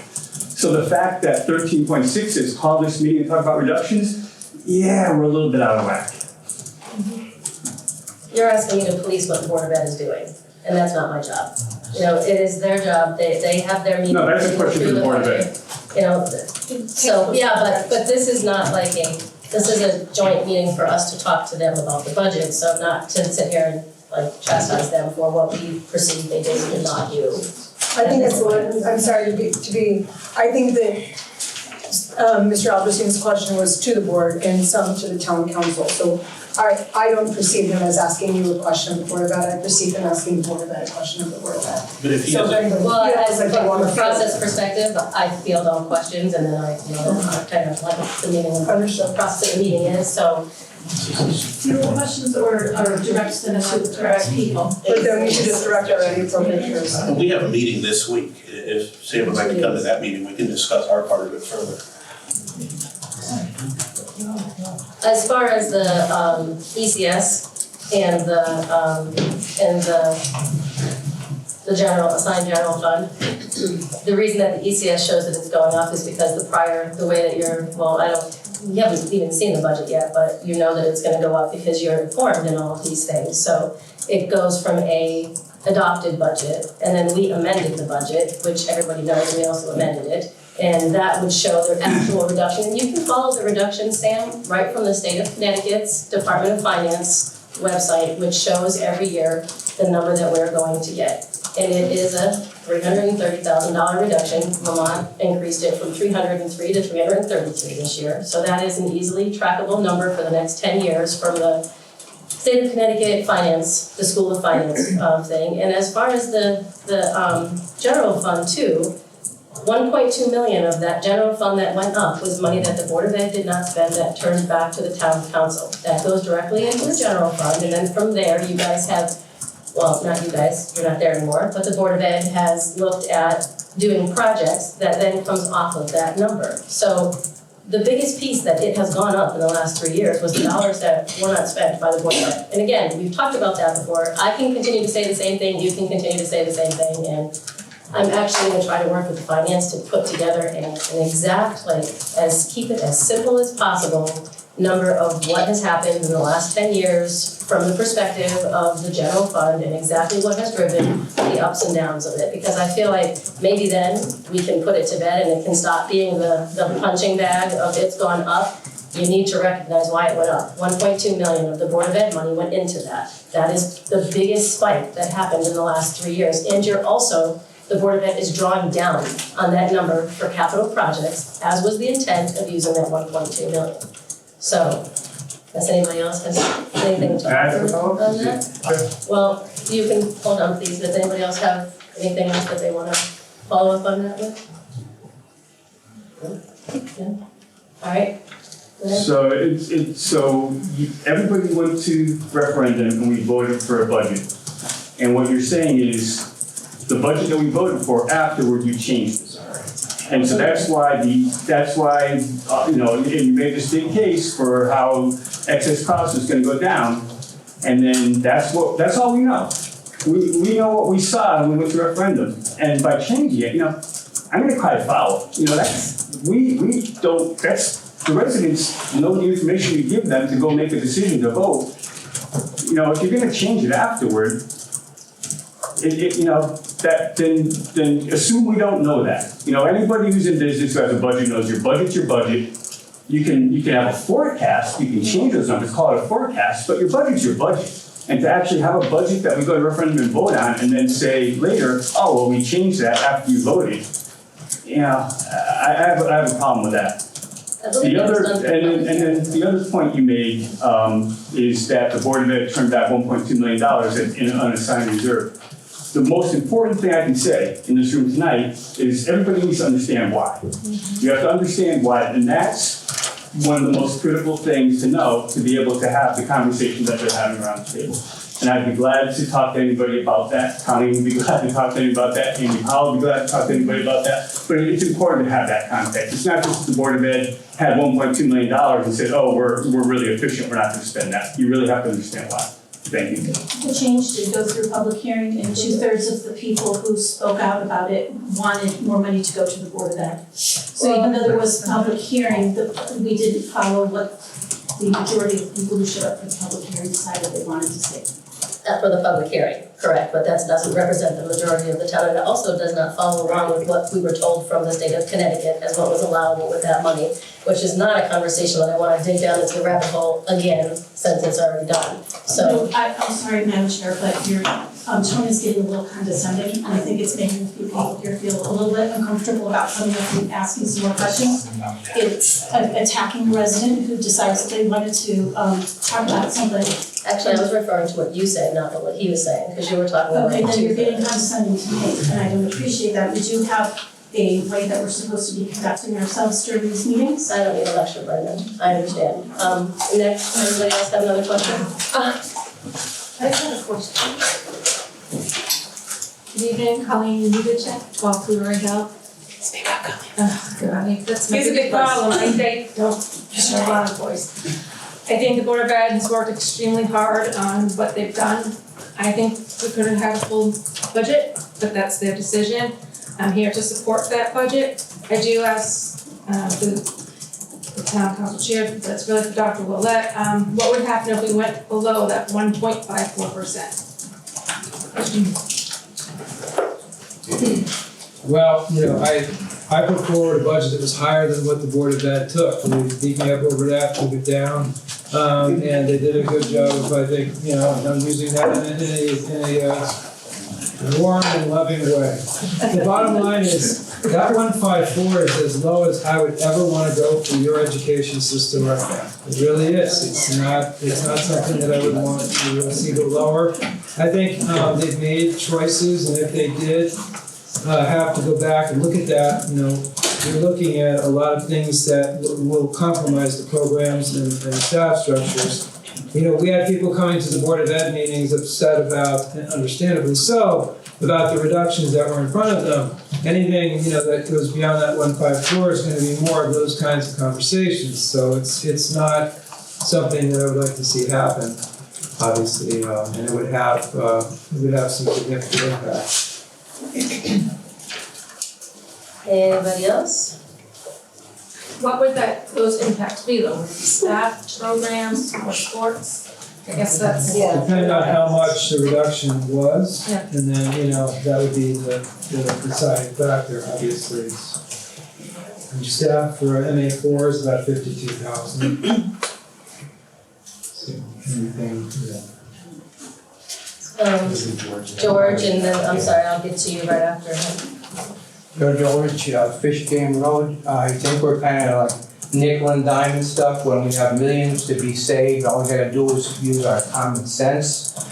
We are running our schools at 50 to 60% capacity. The new high school, 1,300, we have 700. The old high school, 1,100, we have like 600, 500, whatever it is. Close the dang school and get over with it. GIS should have been closed over there. Should have been closed years ago. And I keep hearing we're gonna be down to 1,700 students, we're gonna be down to 2,000 students. Right now we have a capacity of 3,800 students. Let's close a stupid school and save a couple $1 million. Overhead, overhead, overhead. We've lost teachers, but we haven't lost overhead. We have an extra principal, an extra vice principal, all those people should be gone. Cut it right down, close the school, and let's get rid of 25% of our costs. Let's save some real money and not worry about $10,000 for basketball. So what, I just am wondering if you'd like to tell my kid, who's in a class of 25 kids, I think we could just do 30 kids, because that's what that looks like. No, those rooms. No, that's what that looks like. Empty rooms in a school. That's not true. Hey, Just a quick point of order, I think the question George might be asking to Dr. Willett is it feasible to close a school? Yes or no, and why and why? So we've looked at that in the past, and we had a DRA study that looked at that. We're really not in the position that you think we are with respect to that. And as an aside, your buildings, you're not going so far down that you have absolutely unreasonable numbers in the school buildings. If you looked at districts around you, you're actually a great district, very competitive, but consolidating a school building was something the DRA study looked at. That study is still online. It wouldn't be possible still for a few years, and even if you did it, it would really require you building out at one of the other buildings, and that was shown by the DRA study that you would have to build out in one of the other buildings. I would question that study. Do we or do we not have capacity for 3,800 That's what they did a study about that, and they answered that exact question. So if you go online and you look at the DRA study, it explains it. We have answered that before, and I think you have asked that question before in previous years, and it has been answered. And I definitely respect where you're coming from, but I would suggest as your superintendent, what you're talking about is disasters. You've got administrators, there's no extra administrators here. These individuals are working extremely hard, they're all overloaded, and if they get the sense that this board or this town would be cutting extra administrators, you're gonna lose the highly trained people you have, because they're just about on the razor's edge of being able to handle what they've got, and they're not going to feel comfortable if we're talking about that kind of thing. That would be very negative for us. And these are highly trained people who have worked very, very hard for it. So, right now I'd say you're at a equilibrium point. I would say, the kinds of things you're suggesting are pretty radical in my opinion, and that they would actually very much compromise the quality of education and very much, create problems for your school system if you're getting rid of what you're saying are extra administrators. It's balanced right now, and it could lose that balance very easily. So it would be something I would not want to do. We have 41 classrooms in a new school, and we have 470-something students. That's 11.5 students per classroom. I think I've offered to have you come on a tour with me in the past. And I would be happy that if you'd like to grab a cup of coffee with me, walk around the school, you can see how many rooms are utilized during the day. Well, George, I think an important thing to note here is it's not simple math. It sounds like it would be simple math, right? But it's not. So that part of the problem with that is a lot of these state mandates. We're mandated to have certain rooms for certain things that aren't necessarily instructional classrooms that have to be used for other purposes. And I don't want to Yeah. Like it's not, Your I understand what you're schools, saying, but it's it's not like simple math, Yeah, it's of there's not- 41 rooms and. Well, I've kind of covered and didn't want to go on about it too long, but yes, and it's a little bit different on what you're asking, but to go to that, there's absolutely a large number of requirements in the schools today, and all of the rooms that we have are 100% utilized fulfilling those requirements. When I first started here, I was at this building over here that is now called TIS. It had 1,048 kids in it, and it was really horrible situation. There was multi-schedules going on. It was a disaster having that many kids in one school, in one building, in one place. I would never want to see your town go through that again. How many students are in our school now? What's that? How many students are in our school now? Less than 500. 500, but that is about the right size. Plus, if you look at That school was not designed for 500. Actually, if you look at the utilization of those rooms, they are fully utilized. And it's the kind of structure you'd want. Thank you, Dr. Willett, I appreciate that. We're not gonna like do the arguing back and forth thing, so I'm gonna try to contain that. Thank you for your question. There is the DRA study, and I think you should probably sit down and talk to Dr. Willett about the usage of the schoolrooms, but in the I can't think of the word that I want right now, but in the interest, there you go, in the interest of answering anybody else's questions, ma'am, you, sorry, blue shirt, I don't know who you are. Thank you. Hi, my name's Carlene Oakson, 20 Beach Road. I will admit that I'm very green to this process. I've been trying to learn a lot more, seeing how I have a first and a third grader in the school system presently. And this is more of maybe an observation of what I've kind of been hearing, and that is, I think at least once tonight has been brought up, Tolland has a 100% success rate of graduation and this, that, the other. I think that's great, but usually we all know that everything's not what it seems. I work at a high school as a substance abuse counselor. I used to work in Ellington High, Granby High, Windsor High, and JFK Middle School in Enfield.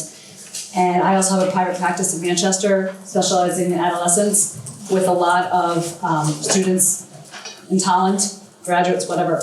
And I will say, and again, observation of sitting in and listening in some of my clients' PPTs or 504 meetings, graduating does not necessarily mean that they're actually meeting all of the actual standards. I know personally a lot of clients that have been pushed through the system. So when I hear that whatever school, not just Tolland, has a 100% success rate of graduation, that means nothing to me, because I know what some of the teachers are faced with and the directives that they've been given to move these students along for whatever reason. Even to go as far as let's give them an IEP so that we can make the special accommodations without necessarily some of the diagnoses that go along with IEPs or 504s or whatever that is. And also we're looking at a graduation class maybe of last year, 100% success rate. But what was their path? What was their budget like when they were in kindergarten? What things were cut for them? Or was there not? So they were given those tools to be able to have this 100% success rate. I'm looking at my kids now, and like it's been said, so much is lacking that I don't know what that success rate is going to look like when my kids graduate. And that's one of my biggest concerns. And yes, on a mental health level, again, I work with a lot of teenagers from all surrounding areas in my private practice. And it's scary. I mean, you guys all know that. I'm not saying anything new. So I don't necessarily have a question. So I'll own that, but it's more observation that 100% success rate, and that's what people think that Tolland is great for school system. No, it's more what we're lacking even at the younger grades. And obviously I have investment in that for younger kids that are struggling with 504s. I had to hold one of my kids back in kindergarten. And did not have support from the school system from that. But so I don't know what the answer is. I just commend all of you guys for doing what you were trying to do, but 100% success rate does not really mean that we have a great school system. Thank you. Madam Chair, I have a follow-up on that. I'm sorry, ma'am. I didn't catch your first name? Carlene. Carlene. You said you had to hold back when was that here in Tolland? Yes. With 504? Yes, sir. Thank you. Tina, yes. Can I just? Yep. Carlene, I just urge you, if you could email me what you feel is lacking for your first day, fourth day? I just curiosity. Absolutely. Thank you. Yeah. And I'm sorry. Oh, Chris Floyd. Yeah, just send it to the Yeah, whole send it to the board. board. Send it to the board, that would be good, yeah, not just one. Thank you. So, yeah, I understand, I'm an accountant, so I like to tell people that I can paint you any picture you want me to paint, just, the numbers are, you can focus on one or the other, and it's one that you obviously, have a high graduation rate, but like you said, how many of those kids are gonna go into college and have to take remedial classes? But also college doesn't necessarily mean success rate. Right, and to be honest with you, I'm the kind of person who thinks that when you have like a 97% going to college, that's not healthy. When you have the amount of people that you can be training in trades and everything else, I think we do a really great job here in Tolland of making college the desired path, which I think, is not always the best. So I understand what you're saying, I respect that. Thank you. Anybody else? I was just gonna say maybe as a question that she's asking through her comments is, do we have other metrics, Dr. Willett, that we can kind of promote to say that, Tolland students are prepared for future success and are going on to do great things and, both emotional stability as well as, the mental capacity to be a successful, US citizen. But the big thing with that is if you're gonna make up that, you can also put what was in their budget during their earlier years, their elementary years, their primary years. It's sort of a results-based accountability Yeah. method where you're following the story behind the chart. It'd be nice to do a longitudinal study on what they had as opposed to maybe what my kids have now and how they're gonna thrive, as a Are population. there any PhD students looking for a good research project? No. Hi, Linda Scheidel, 81 Morgan Lane. To kind of add on to what Carlene was saying, those students, we are living in a global society. We're living in a very heavy technological society. The students that are graduating now had language in elementary school. They had a technology class, a computer lab in elementary school. Birch Grove doesn't have language, doesn't have technology. They got rid of it, they cut it. So, and a rumor, I don't know if it's a rumor, if it was true, that the town council wanted 0% increase across the board. When you're Board of Ed and you hear that, well then I'm not gonna put language or computers back into elementary school because town council is gonna shut it down because it's gonna increase the budget. So my question is, did town council want 0% across the board, which gave Board of Ed an unfair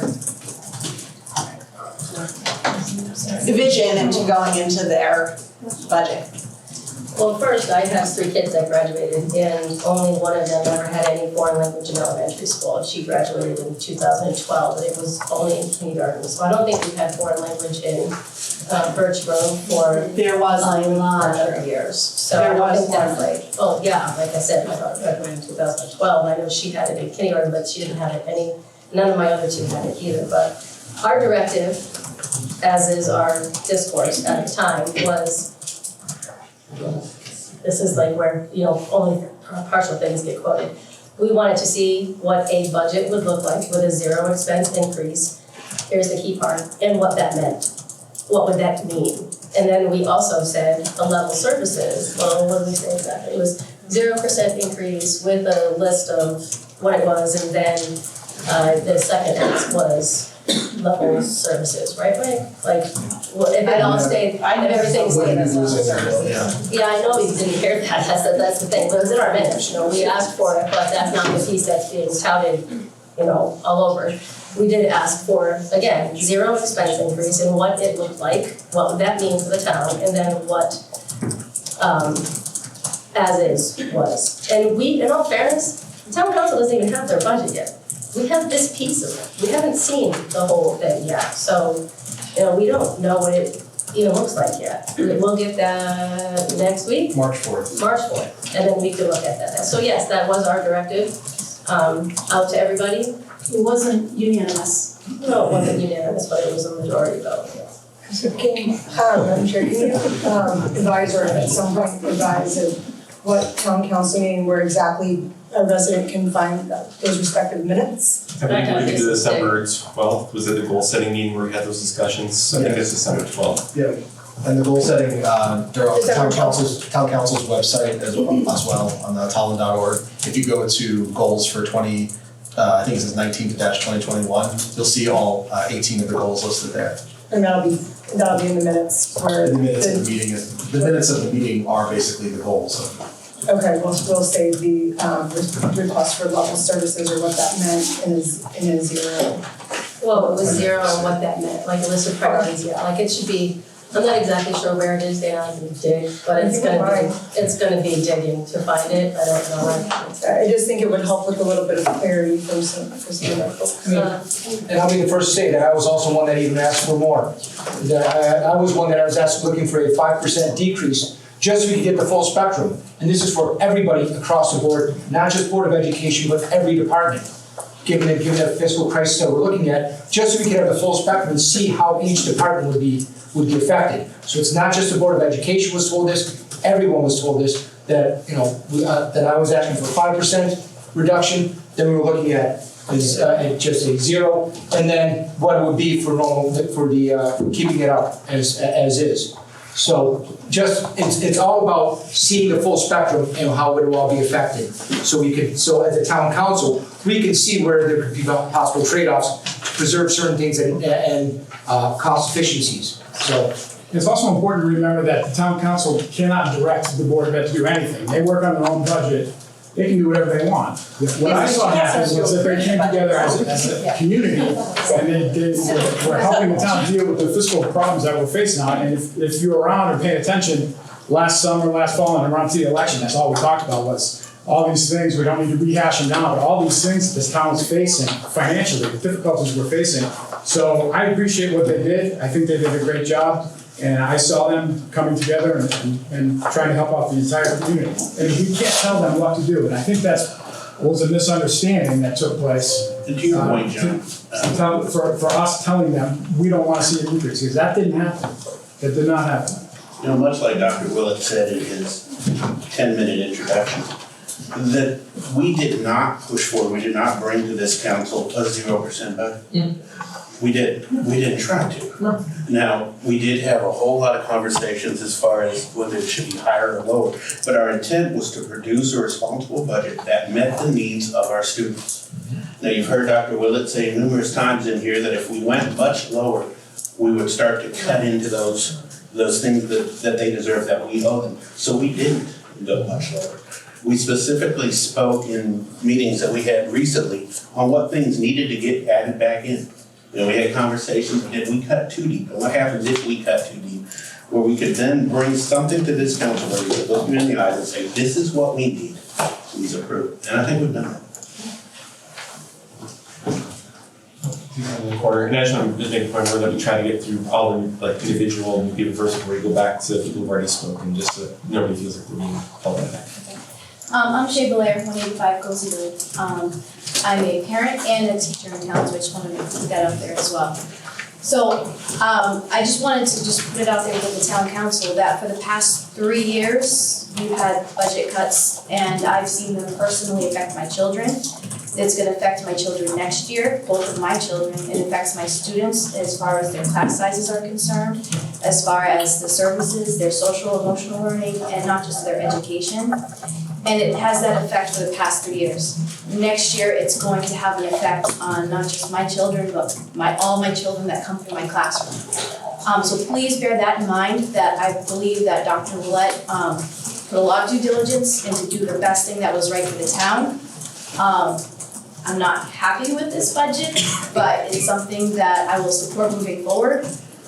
But it does have an impact on everybody. It has an effect on sports, on the arts, on our education, on our social emotional learning. It's all of it. And I really don't want to see it affected anymore and go down, take another dip, because this is going to be the 4th year in a row that we've had to have a dip on the quality of education. Due to the financial situation we are in town, and I understand that, and I will support that and work as hard as I can for my students and support my own children. But I really don't think that our school system can handle another dip after that, or even further for next year, without significantly impacting the education and the social, emotional well-being of our kids. So, thank you. Anybody else before we go around for round two? Then raise your hand, I'm going back to you first. Mary Rose DeBerrick, 37 Ryan Road. Hard question to ask. What does it say about us as a society that we take great pride in the fact that we're 130th of expenditures per pupil as opposed to number one? What message is that giving to our kids and the families here in town?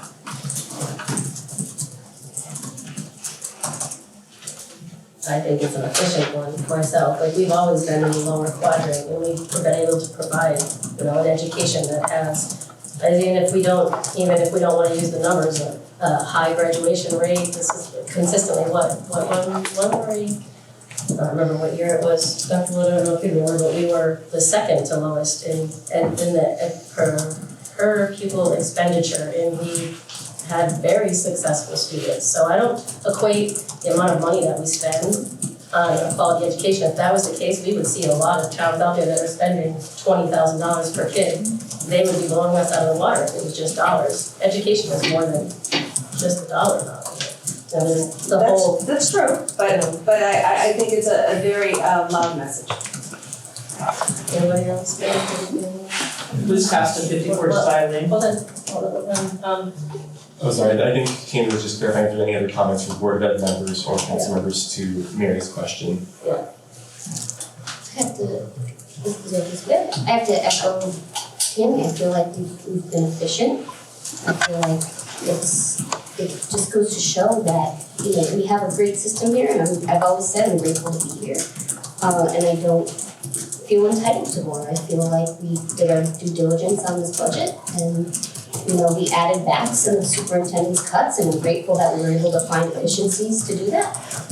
And so I support it, and I ask the council to support it as well. Thank you. Liz? Hi, Liz Costa, 54 Desire Lane.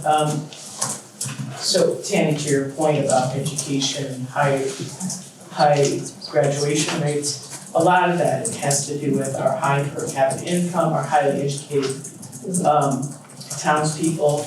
Our SATs have a lot to do with that.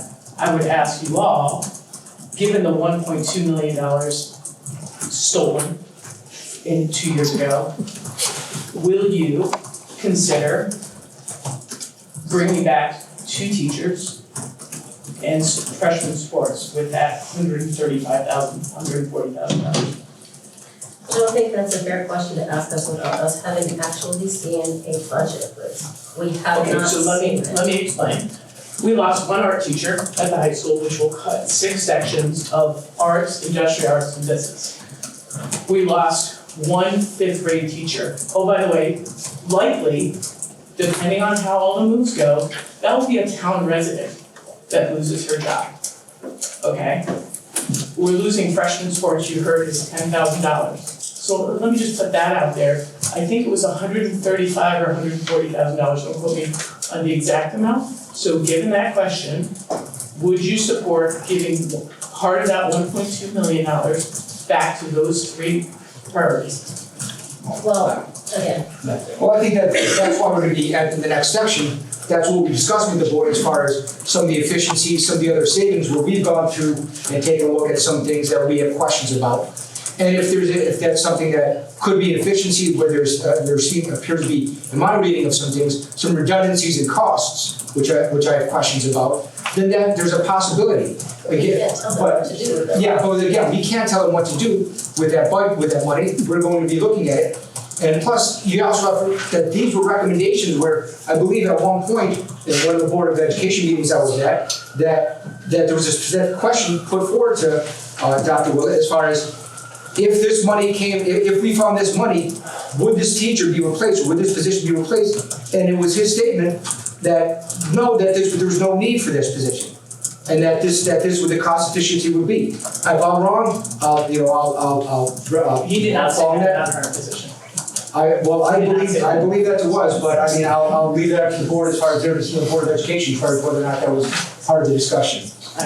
I'd love to hear from the rest of you whether you would consider giving some of that $1.2 million back.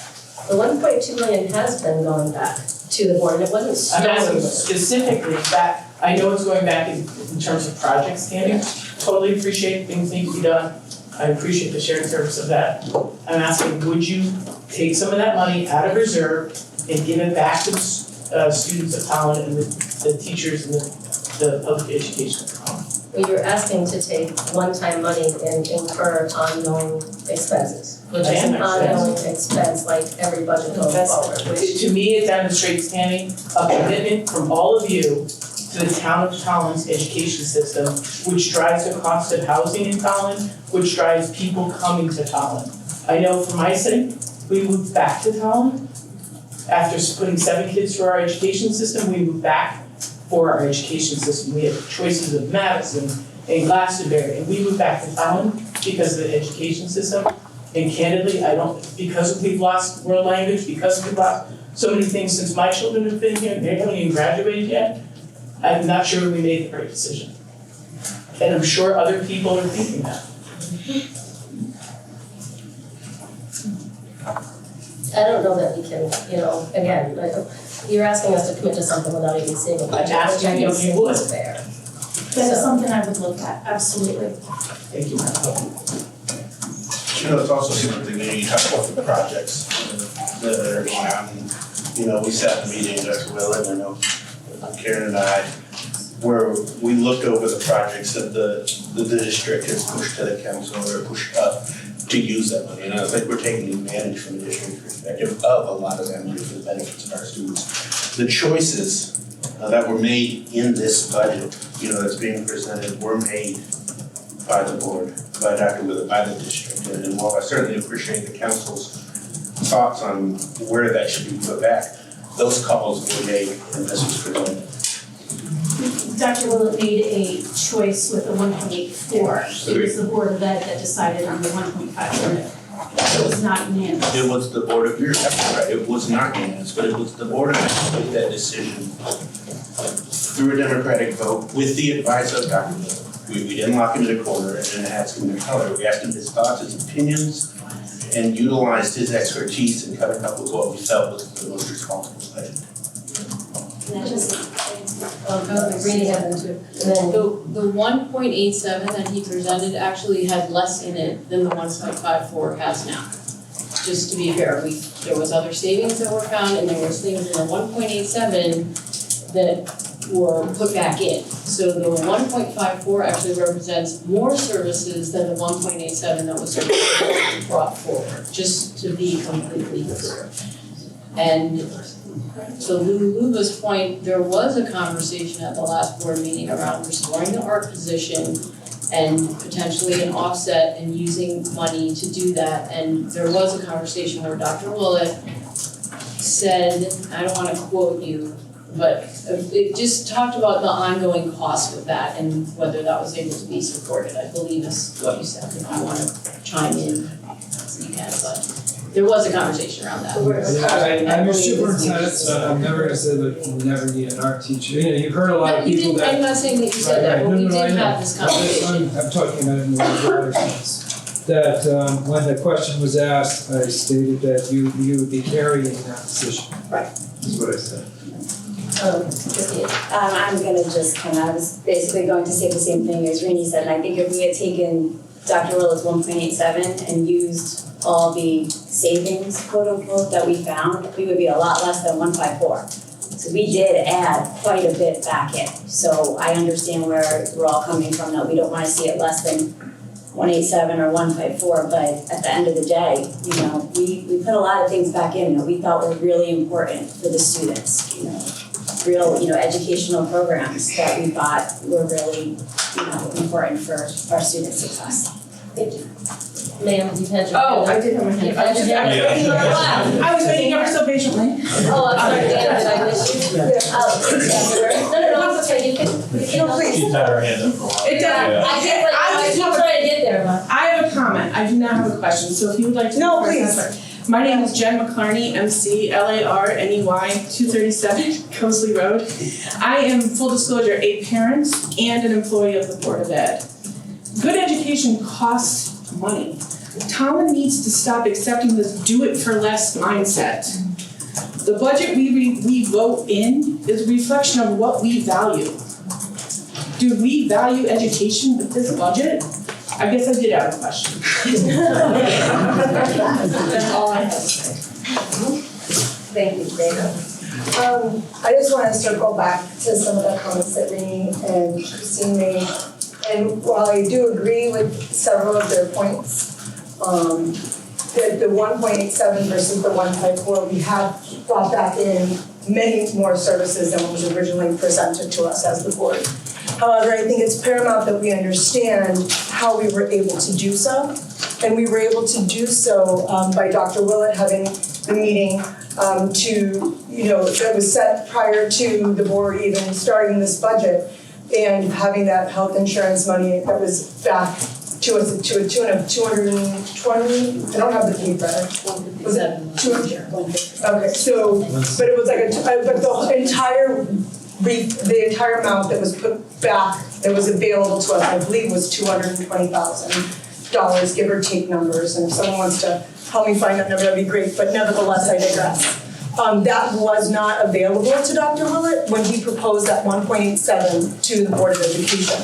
So when the Board of Education was informed of that information, yes, based upon Dr. Willett's conversations that he had, that he said he took these out for least possible harm. We took these out, however, these would be beneficial for our students.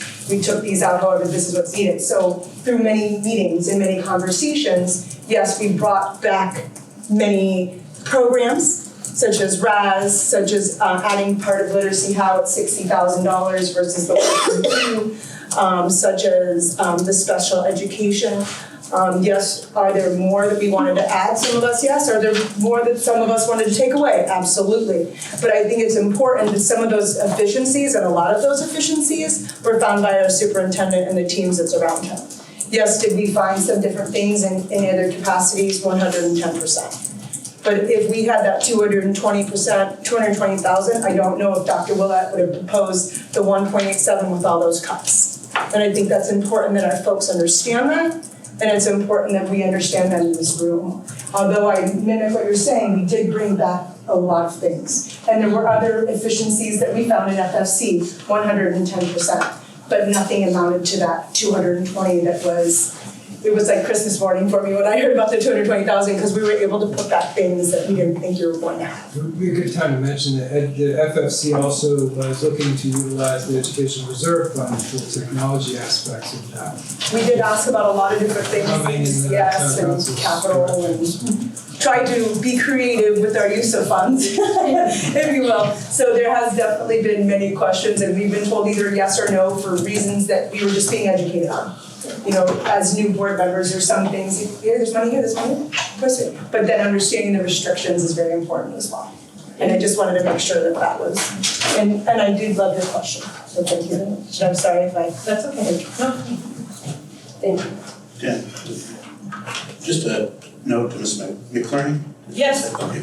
And I agree entirely with you. Education is not cheap, and nor should it be. Excellent education, even less so. I don't think there was anybody on this side of the table that wasn't willing to ask for a higher budget if that was necessary. What our intent, let me change that, what my intent was, is before we turned around and said we needed an increase, to be able to be sure that the money we had was being spent in the most efficient. And if it was, then absolutely we turned. You know, I think when you look through some of the conversations that we had with Dr. Willett, when we did the educational round at KITS and looked at how the classrooms, the sizes, the amount of kids that were in there, how the teachers had to interact and had to try to get things done. When we looked at all that, we came back and said, you know what, money needs to be here, here, and here. We're absolutely certain. Where can we find that? And if not, do we come back and ask? That conversation happened all the way up until the very night before we had to end it. So, because we wanted to make sure that our kids were being educated correctly, that the teachers were being supported as they needed to be, that Dr. Willett wasn't being run around with what Harriet left on fire, that we had to make sure that we were doing it correctly. Sam? I want to go back. I would just ask this council and this board to own your positions. And there's nothing to be ashamed about being driven by and prioritizing revenues and mill rate. You know, the concern over loss of revenues and mill rate. And you've all been vocal, not all of you, but the majority of you have been vocal that that's your priority. And the fact that we even started with a 1.87% budget, to think that that was Dr. Willett's idea, that a 3-year average 0.54% budget, it's not the money, because we can be efficient, we can get to those numbers, but it's the losses that are in those budgets, the impact that's in the budget. To think that that's his idea, and to think we're actually adding things back, I mean, the agenda, and I followed along, the agenda every step of the way, this has been as low as you can go budget process.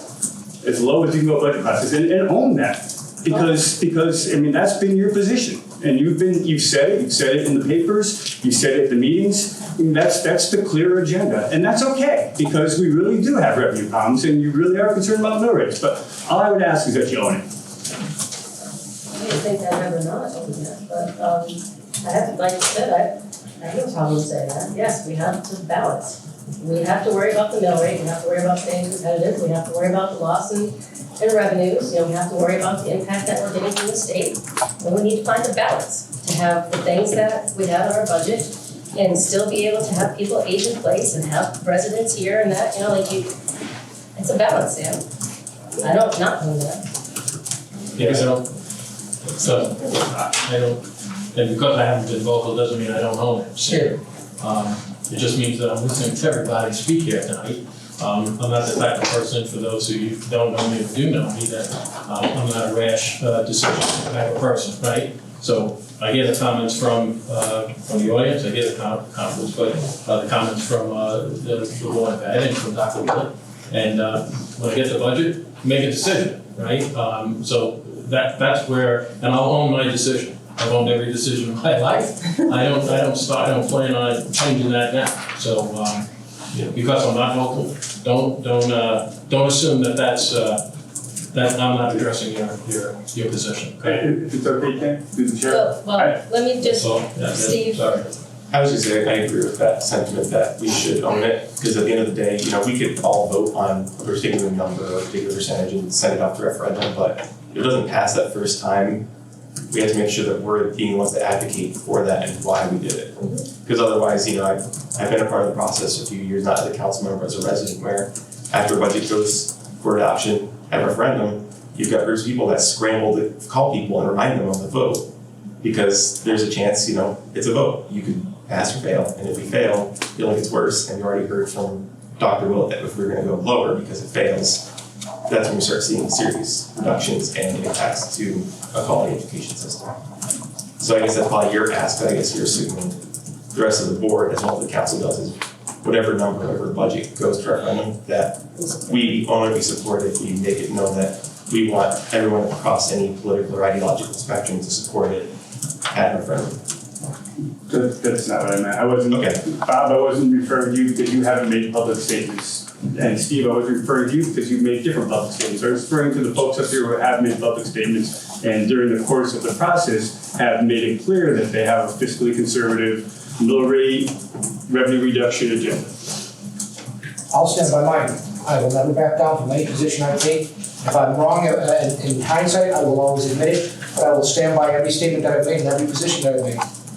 Thank you. Sam, we stand by every time we vote. So you'll know what our vote is when this budget process is over. And I own it when I vote. I believe in the back, Gary. I think Gary was, well, Gary with his. Gary Latcher, 12 Hollywood. It's very tense in here. Very emotional. Very emotional. There's a whole lot going on. And we gotta remember one thing, we are neighbors. And it's what you're willing to accept. Right? When I used to shovel my driveway, I don't know how many years ago, probably 5, 8 years ago, I still shovel, I don't have a snowblower. I used to see plows going by and it said Hipsky on the side because we used to contract plows out. We don't do that anymore. So we've had snow days, we've had delayed openings. The last big snowstorm, Susie couldn't go to work because our road wasn't plowed until 3 p.m. My point in saying this is, what are we willing to accept?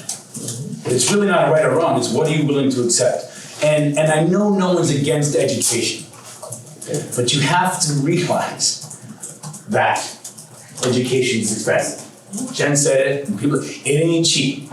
Now, it's understandable, but I've watched the budget process in many meetings and all, and like the board attacked instead of like a what's going forward, what is our direction, what is our vision, it was where's the $10,000 and where's the $700 and I mean there was something $100 line item, and I'm going, what's going on here? I'll pay for that right now because that's not even what we're talking about with this. But the point is, yes, you're gonna own it, great, but what are we willing to accept?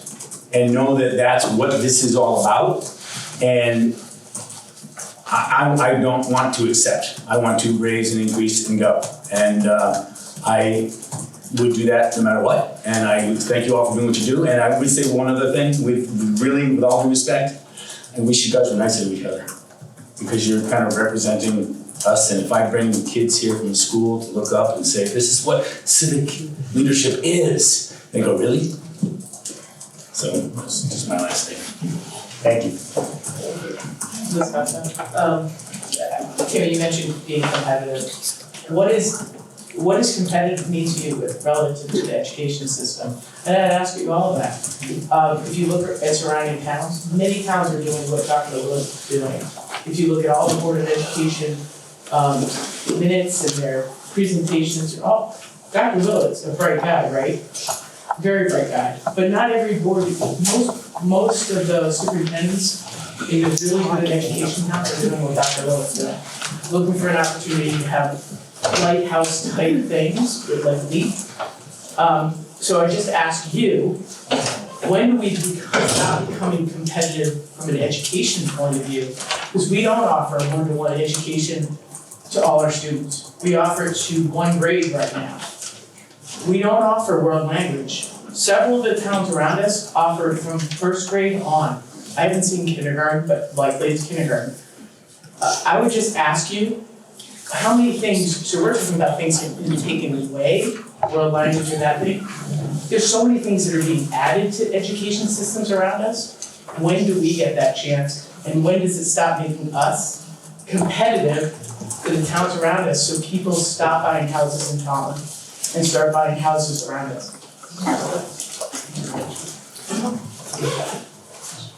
I don't know if that's something that we can, or I can answer right now, or anybody else.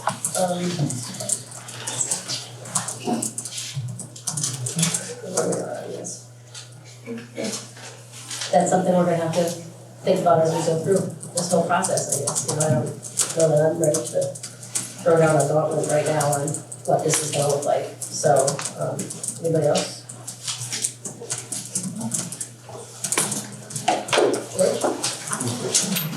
Okay, I'll try to stay calm. A few things I noticed is the reduction in students is approximately 60 this year on average. And that's keeping the 1 to 20 student teacher ratio would be 3 teachers. I understand 1 and 5th grade teachers retiring, the other school is the 4th grade, the art teachers retiring, so people aren't losing their jobs. And just to keep the class Sorry, size George, the the same. 5th grade teacher's not retiring.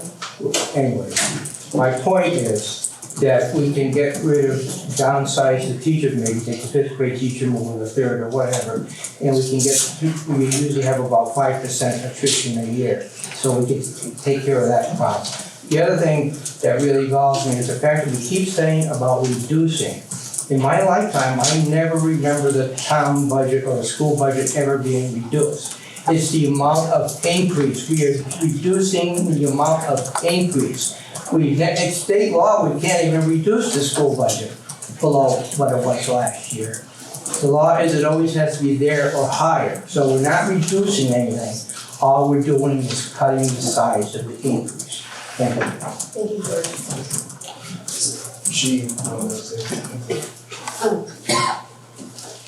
In regards to what Liz had said, sorry, I know it's out of turn, just in terms of, he had said commitment, I forget the exact word, but I was just thinking, like, over the past couple of years, my property taxes have gone up 22%, so I don't think there's any, I mean, I feel like I've always been the maverick on the Board of Ed the past couple of years, so it's not a one agenda type of thing that I'm after, it's what we did, it's looking at everything and finding the efficiencies, and I think I'm advocating for people like me. I have a 4.5-year-old and I have a 10-month-old, and I respectfully ask that they will be going to the schools, and if you price me out, I'm moving back to Manchester and I don't want to. So you can't price people out either. So I'm going to respectfully ask the chair if we can have a meeting with the town council to discuss whatever it is we're going to discuss, so that can get home to them. Thank you. So I just kind of want to say, I'm sorry, thank you, you should tell at 93 Hobart Road. You might need to say that a little slower. Really fast. I talk fast, I'm sorry. Badoo and Lisa, did you get that? 93 Hobart Road. I do, thank you. Okay. Right, so it's it's just, I think part of the frustration is other towns are investing 2.5 to 4% in our surrounding area. As an increase, to invest in the schools, and we're talking about a budget that's going to do the least amount of harm. And I don't have a question, it's just more of a statement, and just we're out of field. Okay. Anybody else? Everyone's? Can I just say something? Sure, go ahead. So I know Gary's not here anymore, but I want to give everybody on the town council my commitment and the Board of Ed and our community the commitment that I will do my due diligence to be a team player, to lead by example. To lead by example for our children and our families here. There's a reason why I joined the Board of Ed. So I can advocate for those folks. And I can advocate for people like me, for people like Christina, for people like folks on the town council, Lou and Brenda. And so I will do my due diligence to make sure that I bring my best foot forward when I come to these meetings and be as respectful as I possibly can and listen to each other and hear each other, because we all do bring a multitude of diverse thought. And again, I want us to move forward. So again, as Christina had said, I do respectfully ask for the town council to. I don't want to be told like nobody else to talk. I'll get. Right. So, but I just want to say what Gary said really kind of hit home and hit hard, and I think I'm going to take a good hard look in the mirror tonight when I get home and make sure that I put my best foot forward each time I put on my Board of Ed shoes. Thank you. I like your shoes.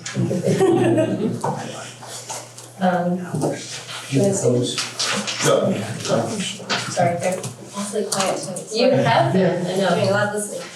I just have a couple comments for everyone and whoever's left here tonight.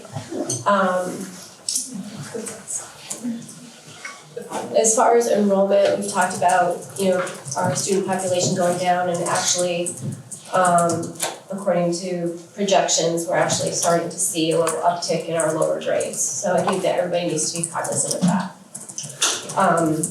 And that's good. That is in the budget book under enrollment and from the New England School Development Council. And I know Dr. Willett did some adjusting because their numbers are actually a little higher than he thought were probably reasonable. Dr. Willett, you can talk to a little bit of that in a minute. I'm going to go on. There were some comments about, of course, population going down and also things that have gone up as far as cost. But I would also remind everyone that other things that have gone up are things like trauma from our students, mental health issues, anxiety, suicidal thoughts. This is not school education system that I'm familiar with from when I graduated high school. I think there's some younger people here, maybe, that also maybe do not have these kinds of things, that school systems have to deal with these days. And we talked about unfunded mandates and all of that from the state. So what I want to say about that is cuts to staff, even if it's 3 staff members, to me means less adults in front of kids, and that's not good. Less adults in front of kids means less adults making those connections with kids, less adults, whether it's a coach, whether it's an art teacher or a 5th grade teacher, means less connection with kids, whether it's a smile in the morning or how's your day going or whatever it may be. We are also in the midst of a state of emergency for our elementary school being rebuilt. There's no other towns around us dealing with that right now. Dr. Willett is dealing with that. Yes, we have a building committee that is doing a fantabulous job. And it's literally a full-time job, I think, for them. You too, Dana.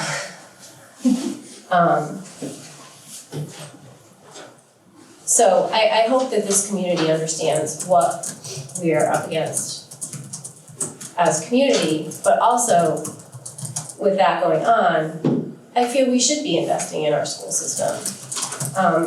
And during our last meeting, I did advocate for 1.85% because it kept us somewhat, I don't even want to say whole, because that still does include plenty of cuts that we're not talking about as far as teachers, but there's plenty of cuts in there to resources and things in the district that Dr. Willett took advantage of. So 1.85 would have kept sports, art, and our 5th grade teachers in place to be in front of kids and for them to have that connection. So I do stand by that, I still stand by that, and I hope we can all work together to understand that that is still, I believe, a reasonable budget. And keep that in mind, I guess, as we go forward. Thank you, Karen. Any other comments from the audience? Going once, going twice? Okay, we're going on to number 4 on our agenda. 5? Petitions and questions to the Board of Ed from town council members, specifically the Board of Ed budget. So it's council's opportunity to talk to the Board of Ed. I'll start off. I do have a question, I'll direct it towards Dr. Willett here. That having been on the Birch Grove Planning Committee and also having seen the budget, it looks like there was a $45,000 expense that was included as part of the Board of Education budget. That was $46,000 that covered moving costs going back and forth between Birch Grove, and that being part of the Birch Grove Planning Committee. I know that it was already included as part of the contractor's costs that being covered by the state.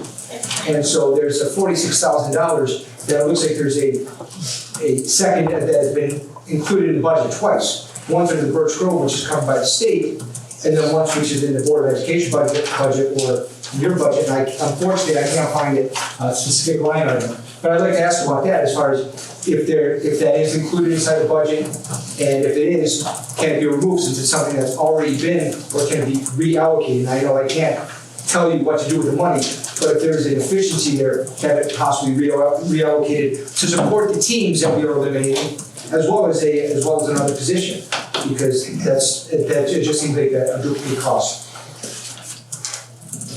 So, I've looked at that too, I talked to the facilities director about it. The funds that are in the DOE budget are required for us to execute the needs for which they were allocated. So the moving and snow removal and packing and vehicle rental and all of that. Our experience is that not all of these things are covered the way that they have occurred. So we are, based on our own experiences, acting protectively for the district.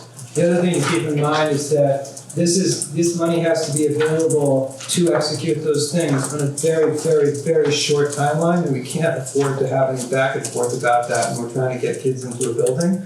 If we push that project back because of the inability to execute certain things, the timeline of that project won't fall in 2 years and could actually have negative ramifications for us. That's been pointed out a number of times in various ways with respect to getting that thing done executed on time. So Peter Stava is our facilities director. He does not put in for things that he would not consider to be absolutely necessary. I do believe that We have both noticed that there are some things that are outside the scope of the project that we've had to execute to get things done, and that's part of it. So you're saying that 46,000, which was allocated in the Birch Grove budget, that the state is covering for moving expenses, that you're supplementing that? I'm saying it's in there because we believe that not all of what we have there is going to be covered by the state. Okay, so it's in addition to the 46,000 that's been allocated already? That's our belief, is that would be, and that we need it to execute when we need it to execute. And if it ends up being something that you end up getting back, you can roll it over to the town, or you can do a series of other things to it. The problem is you cannot be in a situation where you're not executing that on the timeline that was defined, or we will have much, much, much bigger problems. So that's where we're at for that. Can I add on to that? So the vehicle rental, for instance, that was money that I think last year we designated from the refund to cover the vehicle. So I thought we had already put money aside to cover that. Yeah, and with the stabilization fund, we put $75,000 aside to handle the things that may be in the budget that weren't there. Well, I think you're really gonna have, that's gonna be wetlands. I think you're gonna have some situations with wetlands. You might wanna be real careful about that particular amount of funding with respect to. Can you elaborate on that? What do you mean wetlands? Well, and maybe in another meeting, which I'm gathering some information about that, but I think you're going to you may need that money for such considerations. What we're doing right now, we're doing very protectively. If you end up having something left, you can always roll it, but right now, I don't think you will.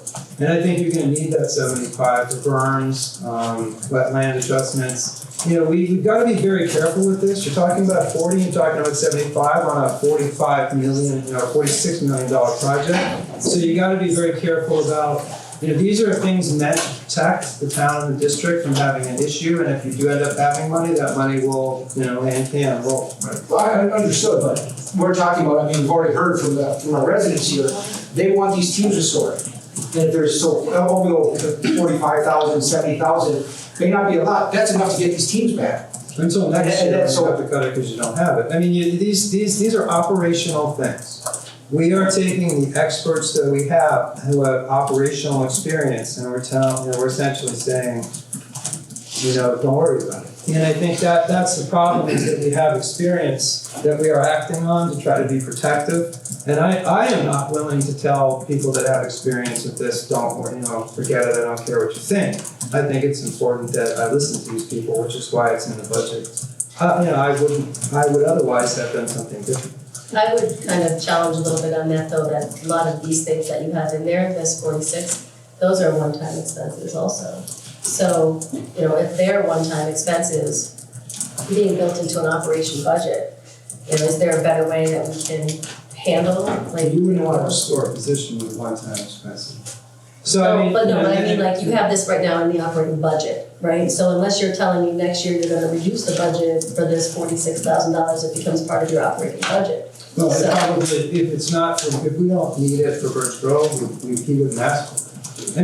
I'm not, definitely, that the reason. I'm not saying that he wouldn't ask for it, Dr. Willett, that's not what I'm saying. What I'm saying is, with it being in the operating budget, then that's something that carries over to the next year, and is there a better way for us to, have the money set aside, for instance, the vehicle rental, that one I know specifically, we set aside $40-something thousand.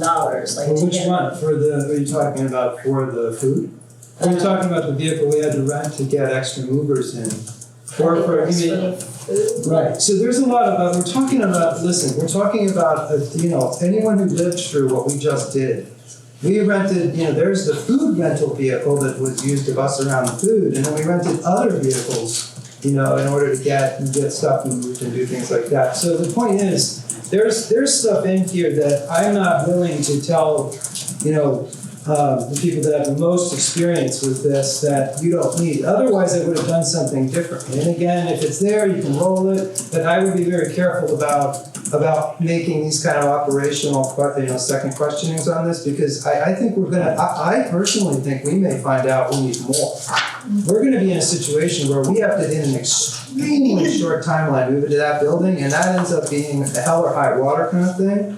And that means you gotta just pull everybody out, give people overtime, do all kinds of things that you're not necessarily planning on doing as we approach it. And we had that experience when we went to the portables. So we're trying to be protective, at least in some ways, about that. I would suggest we want to be, and the amount that we're talking about isn't massively protective. It's not an amount that is game changing here. It's what's needed potentially for what's going to happen. And I really would be nervous about messing with it. I also, I'm sorry, was there anything else on that issue? That regarding the professional development budget, which has been one of the things that I've been covering a lot lately, that I'm all in support of having a robust professional development, because I know that education is constantly evolving and that we need to have it. The one question I have though is that I've seen that a lot of the money that was kept inside the professional development was going towards some of these programs like the LEAP, like I believe it was the LEAP program, or some of the other programs, which you mentioned even earlier, where that you need to get these people the training to get them able to to properly implement these programs. My question is this a one-time cost then, where when you increase it by the $250,000 or so, is that a one-time cost where they now get up to speed on this, they're properly trained, and then that's it? Or is this going to be an ongoing thing?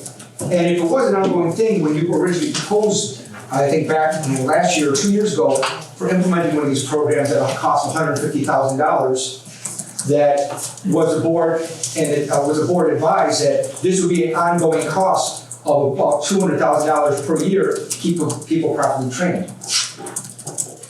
So it's funny, I'm a social studies teacher, so I remember one of the quotes I love the most is when the Continental Congress wanted to limit the American Army to 693 or so troops.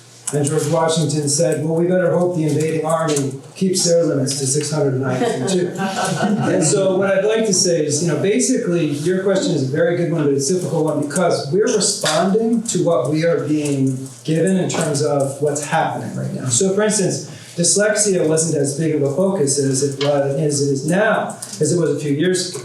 But if you're not being responsive to needs of students as they're coming on, as they've identified them in better and better ways, as having some dyslexic tendencies, if you cannot address that, you face outplacements because you cannot address that. So the training is always adjusting to the things that we need to adjust to make sure that A, the kids morally and ethically are covered educationally, but B, that the district is protected against potentially going into hearings, having people say, I want this, that, outplacement, or special ed designation, whatever, because you have not adequately prepared when you are not trained to handle the situation. These kinds of things are meant to make us in the best possible position, so we're not in that position. So, and that's really what all of this is about. And those programs, they're not cheap, but they're a heck of a lot cheaper than your average outplacement, which is what I tried to show there. And that's what we're trying to do as part of that lighthouse piece. It's the ethical, moral thing to do, but not doing it really puts you in a huge amount of jeopardy. And if you rewind history here, your outplacements are out of control. Well, but again, my question on it is though, is this to get a set baseline level training, where that after that it's just a matter of maintaining the training at a lower cost? Or is this going to be an ongoing cost every year? Well, some of them are maintained, you get the base, you get the training, you get them in, you get them trained, and then you don't need exactly all of that same training, and then next year or 2 years later, the next thing that comes down is something else that, that if you do not train for, you risk having outplacements for. So, things like literacy how, we probably will need another, this coming year, we make a lot of progress with that. May not need the same kind of investment the following year, but you're asking me to predict whether something else would come on the radar that we'd have to respond to, right? So it's always going to be a little bit of that to give an example specific to your question. I think if we could implement literacy how next year and with the ELA group, we'd be in a very strong position. We wouldn't have to make that kind of investment in literacy how again. But we make that investment because we're responding to, for instance, dyslexia, which wasn't part of the radar going last year. So I don't know what's coming on the radar next, and we're gonna have to always be responsive, but that's where that lives, and that's why those expenditures are important. NESDEC, just another other piece, we're going into the accreditation process, and there's parts to get ready for that we have now, that we're trying to do right now. And then when that accreditation passes, you got a couple of years where you don't have to do that. But then when you get close, you gotta do it again, you know what I mean? No, I understand, and that's, I guess the main thing I'm looking for is that, down the road is having a more granular, type of breakdown for the professional development budget, so that instead of seeing a $400,000 lump sum where, I've been in a training officer's position before, I've worked with the large units before, getting them ready for deployment and training, and I know how there's efficiency that can be found, and that I'm just looking for a more set level, so that I can see, because I have to see vision as far as how it's broken down. In that fact, it gives you the big chunks. There are in that fact the big chunks of that particular line. And the FFC on the board side went through an extremely granular review of every single thing that everybody went to. So it was part of that is understanding that nothing that they did and nothing the staff is doing isn't because it's unnecessary or needed. Because a lot of it is certifications, trainings, re-uppings. It's not out of whack with what the organization used to do. So, what would maybe be helpful for Lou or for the March meeting if you have time?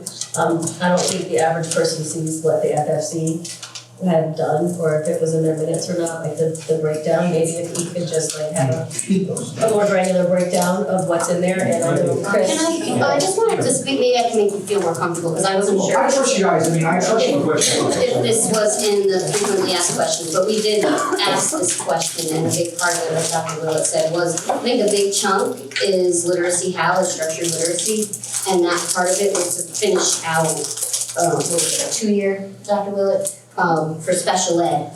And then what we added back with, when we were finding efficiencies, was literacy how for the rest of the regular education population. Okay, so it was a big focus on literacy, and that's why, if we're going back to basics and we're going back to fundamentals, it was, a lot of things I've heard from parents are struggling readers at the very young level. And when I researched literacy how, and we saw it in action when Walt took us on a tour of the schools, it really focuses on the K through 3. So that was about $200,000 of that 350. So that was the huge jump, if that makes you feel more comfortable. I'm sorry, go ahead. No, and I want to, and I know it's a term you're used to dealing with though, but cost avoidance. I'm as big a proponent of finding the efficiencies in this budget as the next one. But when we went to TIS and we looked at that and we started talking to, we actually got the chance to ask some of those teachers and some of those parents, okay, the education that you got, the professional development that you got last year from, I forget the group that came in, was that enough? Can you teach the person next to you enough to be efficient? Can we eliminate that and move the money over here? And the answers we got were absolutely not. That in some of those programs, they reached a certain level of efficiency based on their professional development, and to stop would not leave us at a steady state, but would instead open the door for us to downside.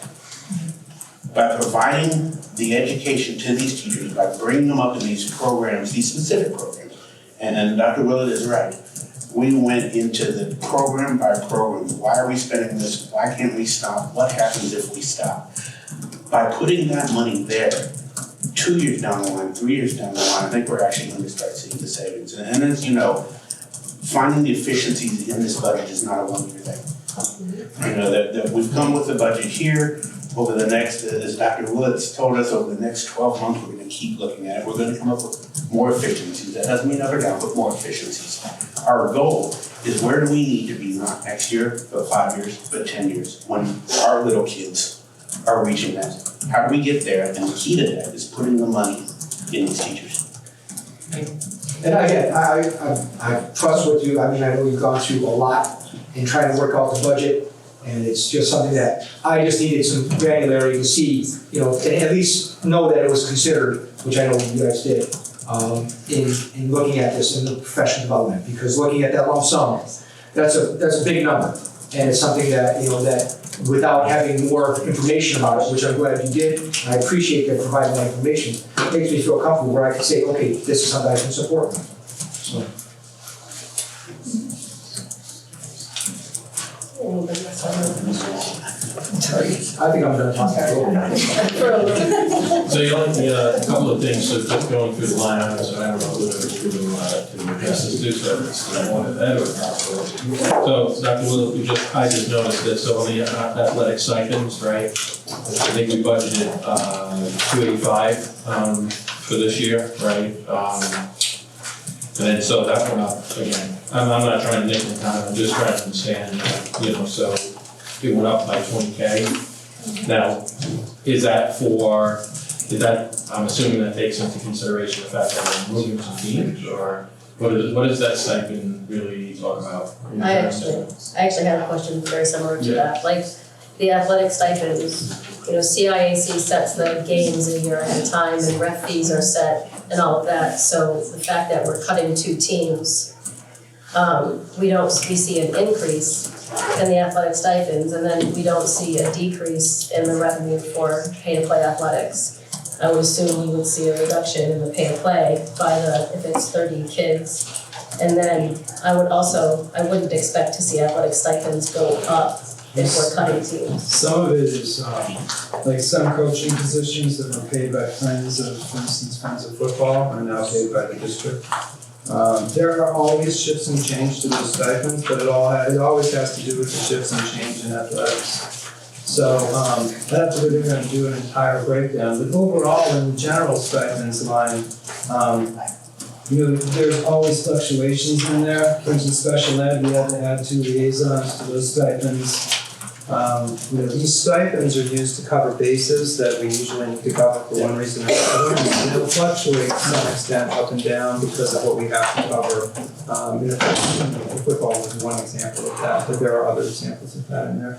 I'd have to go into a granular detail on that one, but that's it. I mean, there's nothing that isn't allocated to someone in that stipend list for some shifting reason. So pay to play, again, the overall, if I had to try to estimate right now, but you're talking about like 400 or some odd thousand, of which there's a pay to play contribution. There's still a chunk that comes out of the Board of Ed budget.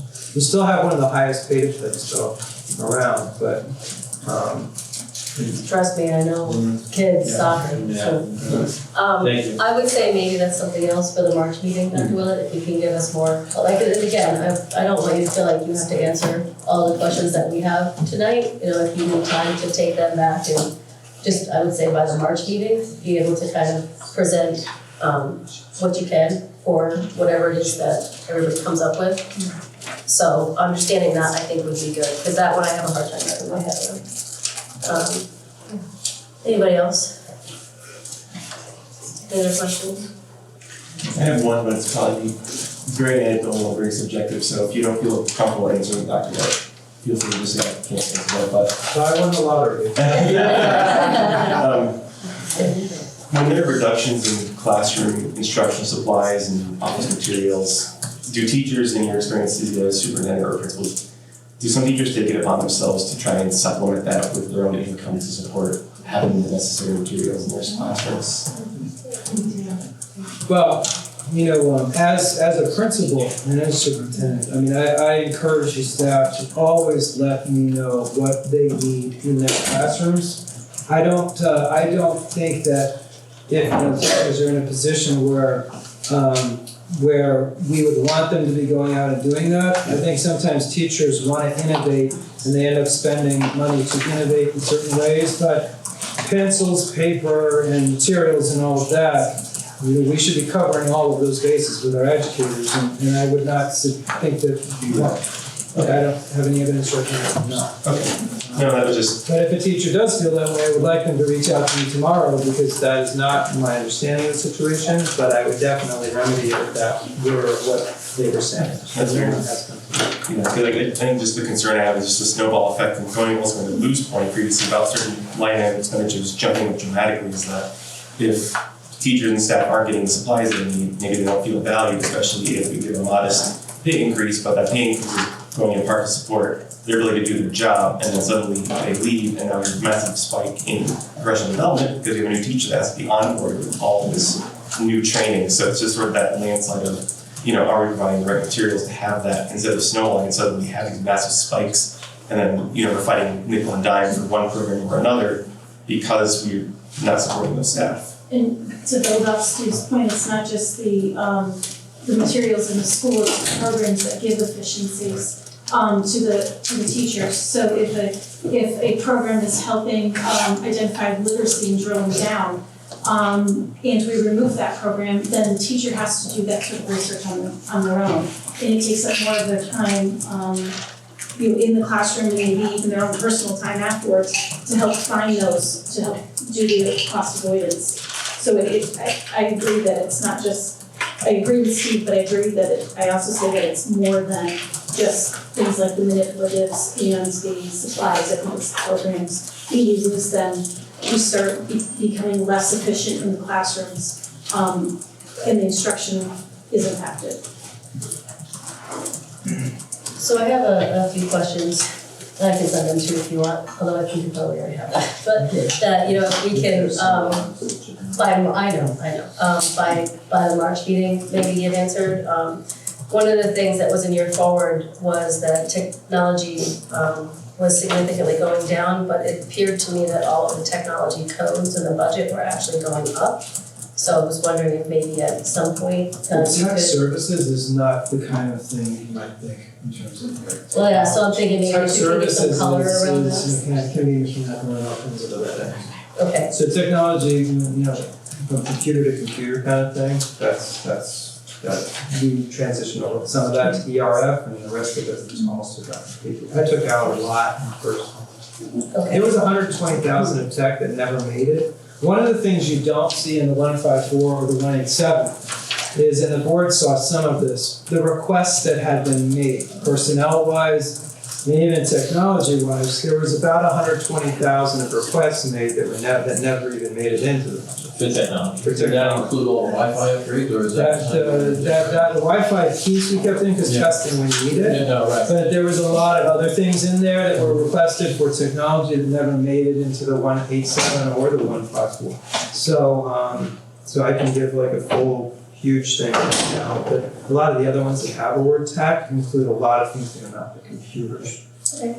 And then also I wanted to give a little bit of color around the travel and conference. Looking back through the budgets, going back to like 2013 on average, we were spending like $25,000 to like $28,000, $29,000, and then last year we spent almost $100,000. And I think it goes back down in this budget here. I just looked for it. I think it's maybe back. Yeah, it's reduced from 22. It's down again. Just trying to understand if that was like a 1-year spike kind of thing, or if we're again like do you know that number easily? I didn't write it down. Travel and conference, 26, 159. Yeah. So it's back down. There was a one spike last year. Okay. All right. And then if again you could give a little bit of understanding of the interdistrict summary that shows the magnets and the charters. There's about $175,000 in there, but the line item for 561 that ties to is about $520,000. So if you could maybe give us some color around what is in there, and let's see, we're still projecting it. Last year it went up to $723,000, whereas spending is typically around like the $400,000 to $500,000 range. So are we still projecting it to be that high? Well, I think some of that's getting conflated. I mean, I know you're using 713, but that's not, those things aren't combining that way. Last year's object code 561 was 46,890. The actuals were 404,302. That has about 200 for in-district transition programming, whereas we used to pay out for that. Now we're paying in for that. So some of the lines, 560, 561, and 564, mixed and matched and changed a little bit, are in the process of changing because we don't have, we're not outplacing as many kids. So what we're doing now is we reallocate resources to internal programs. So 200 is like for transition programming associated with the 5-year programming for the kids that are remaining in district. You still save quite a bit on that, but it's reallocated to those lines. So I think some of the stuff that you're talking about, at least in terms of that, are conflating certain things. So I'll try to break that apart for you. If you can break that down, that would be great. That's kind of what's happening there. So then it's 118 favor 4 students to private setting, and then 24 is adult ed. You know, so it breaks up into that number, but it's not, we're combining two things that aren't exactly the same. Yeah, so, yeah, if you can provide some color on that, What was the understand question prior to that? that. Question prior to that, it was about the travel. So But that- it looks like the travel is back down, so. But in regards to the one that we were just talking about, is the 520 still a good number? Because on average, like you said, we're seeing like 400,000, so that is going up about. Professional development service? No, for the interdisciplinary. We're back to the. Oh, well, if you look, you mean, yeah, talking about this. No, I'm talking So the magnets in the 561, chart. 560, line item 561. So then those three lines have changed slightly due to what we're doing in the district, and doing more internal stuff. But the inter-district Magna Charta piece, as a 5-year trend, we're actually down on that, which is the attrition programs that we're putting in place are having the effect we want them to have. We make phone calls out at a certain point in the year to check what our enrollment status is for the kids that are in those, and that's where we get that number from. But the other stuff, more time to those. Okay, and then I had a question regarding the security guard. That was an ad last year that is for Birch Grove. My understanding in what you put in the Q&A on the FAQ there was that the intent was the state was gonna pay for that. And I know like you say we're not 100% sure on that. Can we lock that down? Because that's 46,000 plus benefits that's in there that if the state is gonna pay for it, we shouldn't be carrying it. I don't think they're gonna pay for it. Can we get confirmation, like reach out to them, because they said they were going to. Write them a letter and see what they say. Well, they said they were going to. You're running for office, maybe you'll make smart. Yeah, here's the problem, right? You know, we are unclear, when the actions we're taking are because we are unclear about what is happening. And that public safety made it, whereas the state police made it, we have this meeting that we have called the District Safety and Security Meetings, where people from the community, our public safety officers, our state police, they join us for these meetings. It was made very clear to me that because of the way Birch Grove was set up and because of its portable structure, that we would absolutely need to have a security guard there. So the security guard was brought on board because that was a necessity, because the security situation for Birch Grove portables is not what it is or what it was for the old building or what it will be for the new building. So originally it appeared as though that position would be offset by the state, but I am no longer sure that that is going to be the case. In fact, I'm so unsure that that's going to be the case that we have this position in our budget. I'm not confident about that at all, that it will be picked up. So who do we call? What's that? Who do we call? Who do we find out? Who do we like pressure? Because I recall being in that meeting with Costa and them saying that this was going to be a state paid thing. So the answer that we're seeking, you already have. I have. Where is it? It's a matter of contact with Costa. Yes. I am not suggesting you get anyone in trouble over this. I'm very happy that we have an 89% reimbursement for that school and 100% reimbursement for the portables. Therefore, I am just kidding about all of that, and I'm not at all worried. You know, I understand the need to make some adjustments, and we have made those adjustments. So. But but again, it's because I'm not confident that at the end of the process that would be, reimbursable expense based on where we're at right now. And we'd be very happy to hear that it is, and if it was, that money once again could roll over at the end if you happen to have it, and if you don't, then you had a plan and we got it done. And to highlight, I didn't feel like I had any option about Birch Grove security with respect to the portables. That had to happen. So we took the actions to make that happen and to continue to make it happen, because I don't feel like the option is there not to. And I understand why. People want that security.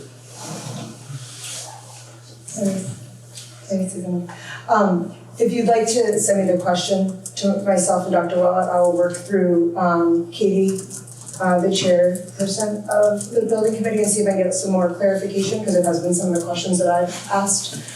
But I just want everybody to be cognizant of the fact that they're working with a very strict $46 million budget. And so since I've now become a part of the Birch Grove committee, a lot of the conversations have been VE, which is value engineering. I'm learning a lot of acronyms. A lot of acronyms. You're gonna have like an engineer. I know, exactly. So, I mean, I've been in construction my whole life, so I'm learning, but I'm learning so much more about what they're talking about. But there is a lot of value engineering that they're scaling back on things or being more. Right. You can kind of chime in here, but I wanted us to be cognizant that it is probably smart for us to be safe. And because we do have such a quick timeline to flip back into those schools and to flip back in, it's concerning looking at some of those reports. I mean, I know they tell me that they're gonna be under it, and they assure us they are, and they're gonna be in there, and there's great Bs that they've shown us. I think it's important to be conservative in this capacity. But if you want to send me the email, I will pipe it up the chain and see what kind of answer, what pops out. I don't know what answer is going to pop out though. I would be surprised if we can't even get a, well, I doubt it, or something. Well, no. No, I don't think so. I mean, of course it's in the intention of the total 89% reimbursement, the 100% of portables, and being under that 46 million. That's the goal. There's no way we're going over that 46, or we don't get. I mean, there's huge ramifications if we go over that. So I think it would behoove us to be conservative and have a fail-safe. And we can always reinvest it in the proper accounts and allocations. So it's not like it's money that's going to go to waste. I just think that in this situation, in this instance, I think we need to protect ourselves. And I think, I mean, the main reason why I'm asking a lot of these questions about some of these, no, I don't disagree with you. Yeah, it's just because I'm looking to see if there's ways where we can start restoring some of the things that people have voiced out. Agreed. Because I think that's important. We listen to them, and it's seeing like we're just so that if there's adjustments that can be made. But I mean, that's what we were going asking some questions. No, and that's fine, and that's why we all are on these committees and we have these resources that are available, so we can reach out to those folks and hopefully get an answer. Yeah, for me, the 45,000 is better spent inside the school than outside the school. You know, so, and I'm concerned, I used to do construction a lot. If you knew who my godparents were, you'd understand. But they, as pushing back on, we're getting 89%, we're getting 100% on the portables. If we start sounding unappreciative, there's gonna be, you know, we need to pick and choose our battles. So my only caution is, you know, being careful in our wording and asking and deciding through the whole process if this is one thing, because I know there's gonna be more questions. Is this one thing worth going back to them about, or is? Well, and that's why I'm saying I'll start with Katie and Joe as our chair and vice chair, and because they've been in since ground zeros. Yes. And so I'll let them make the appropriate connections and get me the answer. They may already have the answer. I don't think it's better than that. No, I'm not arguing this point, I don't think we're saying we're unappreciative. Let's be honest, 46 million, right? The state's paying for it? Yep. Guess where that money's coming from? Our taxes. Yeah, absolutely. Yeah. So, It's worth it. I can appreciate this, I know you're on the committee and everything, but we do have to realize that the 46 million is money that we're paying into, and yes, the state is flipping it, it's not coming directly back to us at point. But I think it is a fair point to ask, but that's my only. Right, that's why I said. And I'm not trying to sound unappreciative of any of the work, I'm just saying that. No, that's why I asked Tammy to send it to me so I can get it in the right people's hands. And just because the state is, and don't get me wrong, I'm incredibly appreciative of what they're doing. Yeah, we certainly could be on the wrong end of that stick. But just because they are paying it does not mean that we have to shut up the other. No. We have the right to ask and to make sure that we understand what they will pay for and what we're going to have to do. Right, and then this way, Dr. Willett has a better understanding of what needs to be concerned. No, and I totally agree with all that. I just don't want to take someone off who's giving us a lot and make enemies for another ask down the road. Do you know what I'm saying? Well, the meetings are very informative. Yes. And the Demadio group and JCJ, and they're very thorough, and they're very forthcoming with a lot of, and Lou, you can back me up on it. I know we've been in opposite meetings, but they're very forthcoming. There's questions that people are asking that come way out of left field, and they either research it or they get back, and they're brilliant at what they do. And so far, some of the questions that I've asked, they weren't able to necessarily answer that day, but they have gotten back to me or they've gotten back to Katie. So please send I'll us send an you a email. question, because I'm just like adding this up and that's $100,000 that's in this Agreed, operating understood. budget that, could be reallocated for something else. So, $100,000, it's like you say, it's for this, it's for that. Well, I'm looking at cumulatively $100,000. So that is a large number, not a small number, so. I will send that to you, I appreciate that. And I don't think, other than the questions that you already have for me, then I don't think I have anything else. I just have, it's more of a, we're saying that, looking down the road, just had a chance to see that earlier this session, that the legislators put forth a bill to reduce the amount that the state is paying for teachers' retirement plans and teachers' pensions. And that's something that the governor also came out with earlier today, saying that they're looking for reductions in state contributions for teachers' pensions and teacher retirements. And so that's something that I'm just putting a word out there, but that's something else that we also need to start looking at and need to start projecting and budgeting accordingly, for if it's going to be a reduction and we have another 20% or so push back on the town, that's something else that we're going to have to cover. And so that's just looking down the road and projecting for Dr. Willett and for the board and for all of us here, that's going to be another cost we're going to have to absorb, and it looks like it's going to pass. They've been threatening that for years. Yeah. I have no misunderstanding that they're looking to do that. So that's something that we also need to be cognizant of, not in this budget, but down the road, where that's something that we all need to start taking a look at and seeing how we're going to cover that. Okay, so does anybody else have any questions for Dr. Willett to have for us for our March meeting? Steve? I have just one more quick question, but I also just want to make a quick point of order. I know, I'm looking at it. I assume that, it's a town council meeting, and if we want to extend it past 10 o'clock, I just wanted to see if you want to give a field room if we want to extend past that 10 o'clock time. Well, that's what I was gonna say, does anybody else have any other questions that we're gonna want Dr. Willett to answer for our March meeting? Yeah, and I also just wanted to recognize, I know Deb Getz and Amy Powell came in after the public participation. I don't know if there'd be an opportunity to go back and have them, if they had any questions. No, we don't want to hear from them. Okay. No, I just want to make sure that they have. With all due respect. In deference. My question would probably be either the chair, vice chair of the Board of Ed, or for Dr. Willett regarding the reduction in tutors. I was just curious if that was just a reduction because of lack of use, or if there's any other reasoning behind that reduction. Yeah, there's a line item on tutors that was a reduction. I just was curious about if it's just the story behind it, if we've just had less usage of the tutors as a function. 321. Yeah, I have to look at it, but homebound, we used to, anything that was homebound, we usually we have an obligation with the state and to cover. Yeah. So, suspensions and stuff. suspensions, those are medical issues, all kinds of different things. Okay. So it's an adjustment there. Okay. Just with this comment, one of the ways that they handled that in the past was to ratchet up what the teachers paid in 5%. So there are all kinds of ways of solving that problem, and they're probably going to fix it up with that. Okay, it's gonna be over. I'm gonna go toss this out. Anybody else? I'm not rushing anybody. Anybody else? Any other questions? I was just the only reason I asked that question was I know Christina made a really excellent point about moving from Manchester to Tolland running the education system. My parents did the same thing, but they weren't higher income, but they were middle class, and I recognize the importance of making sure that we don't push people out of our town.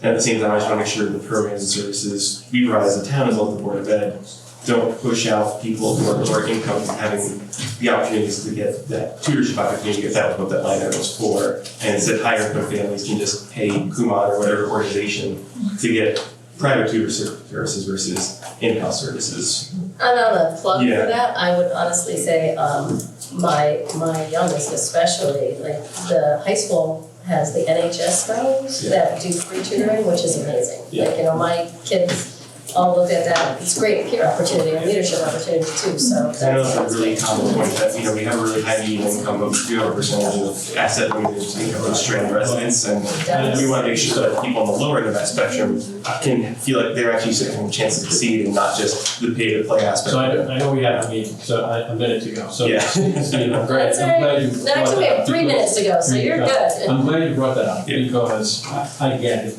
right? Tolland is, you know, we do have a lot of intellectually smart people, right, who live here, and we do have great families who are here, but you can't, you know, forget, when they talk about median income, yeah, you know, I get worried, right? And Dr. Will, this is no offense to your folks putting that in here. Like everything else we talked about, that has to be taken into consideration, that there are families in this community who are not as well off as the rest of us. Right, and so when we talk about educational opportunities and those sorts of things, we just have to be careful about, you know, numbers and how we talk about median income, because it's 119,000, we think the town can afford that, and so I just ask everybody to keep that in the back of their minds as we go forward with this sort of debate on that, because that is key. Yeah. You know, there are people, and Dr. Will, I will pose this question to you about, you know, schools about providing free lunches, right? And right, there is a populace of students, am I wrong? That the school does provide lunch, free lunch. Yeah, okay, so. And if anybody wants some more information on that, the POCD on page 38, 39, and 41 have breakdowns of town's household income.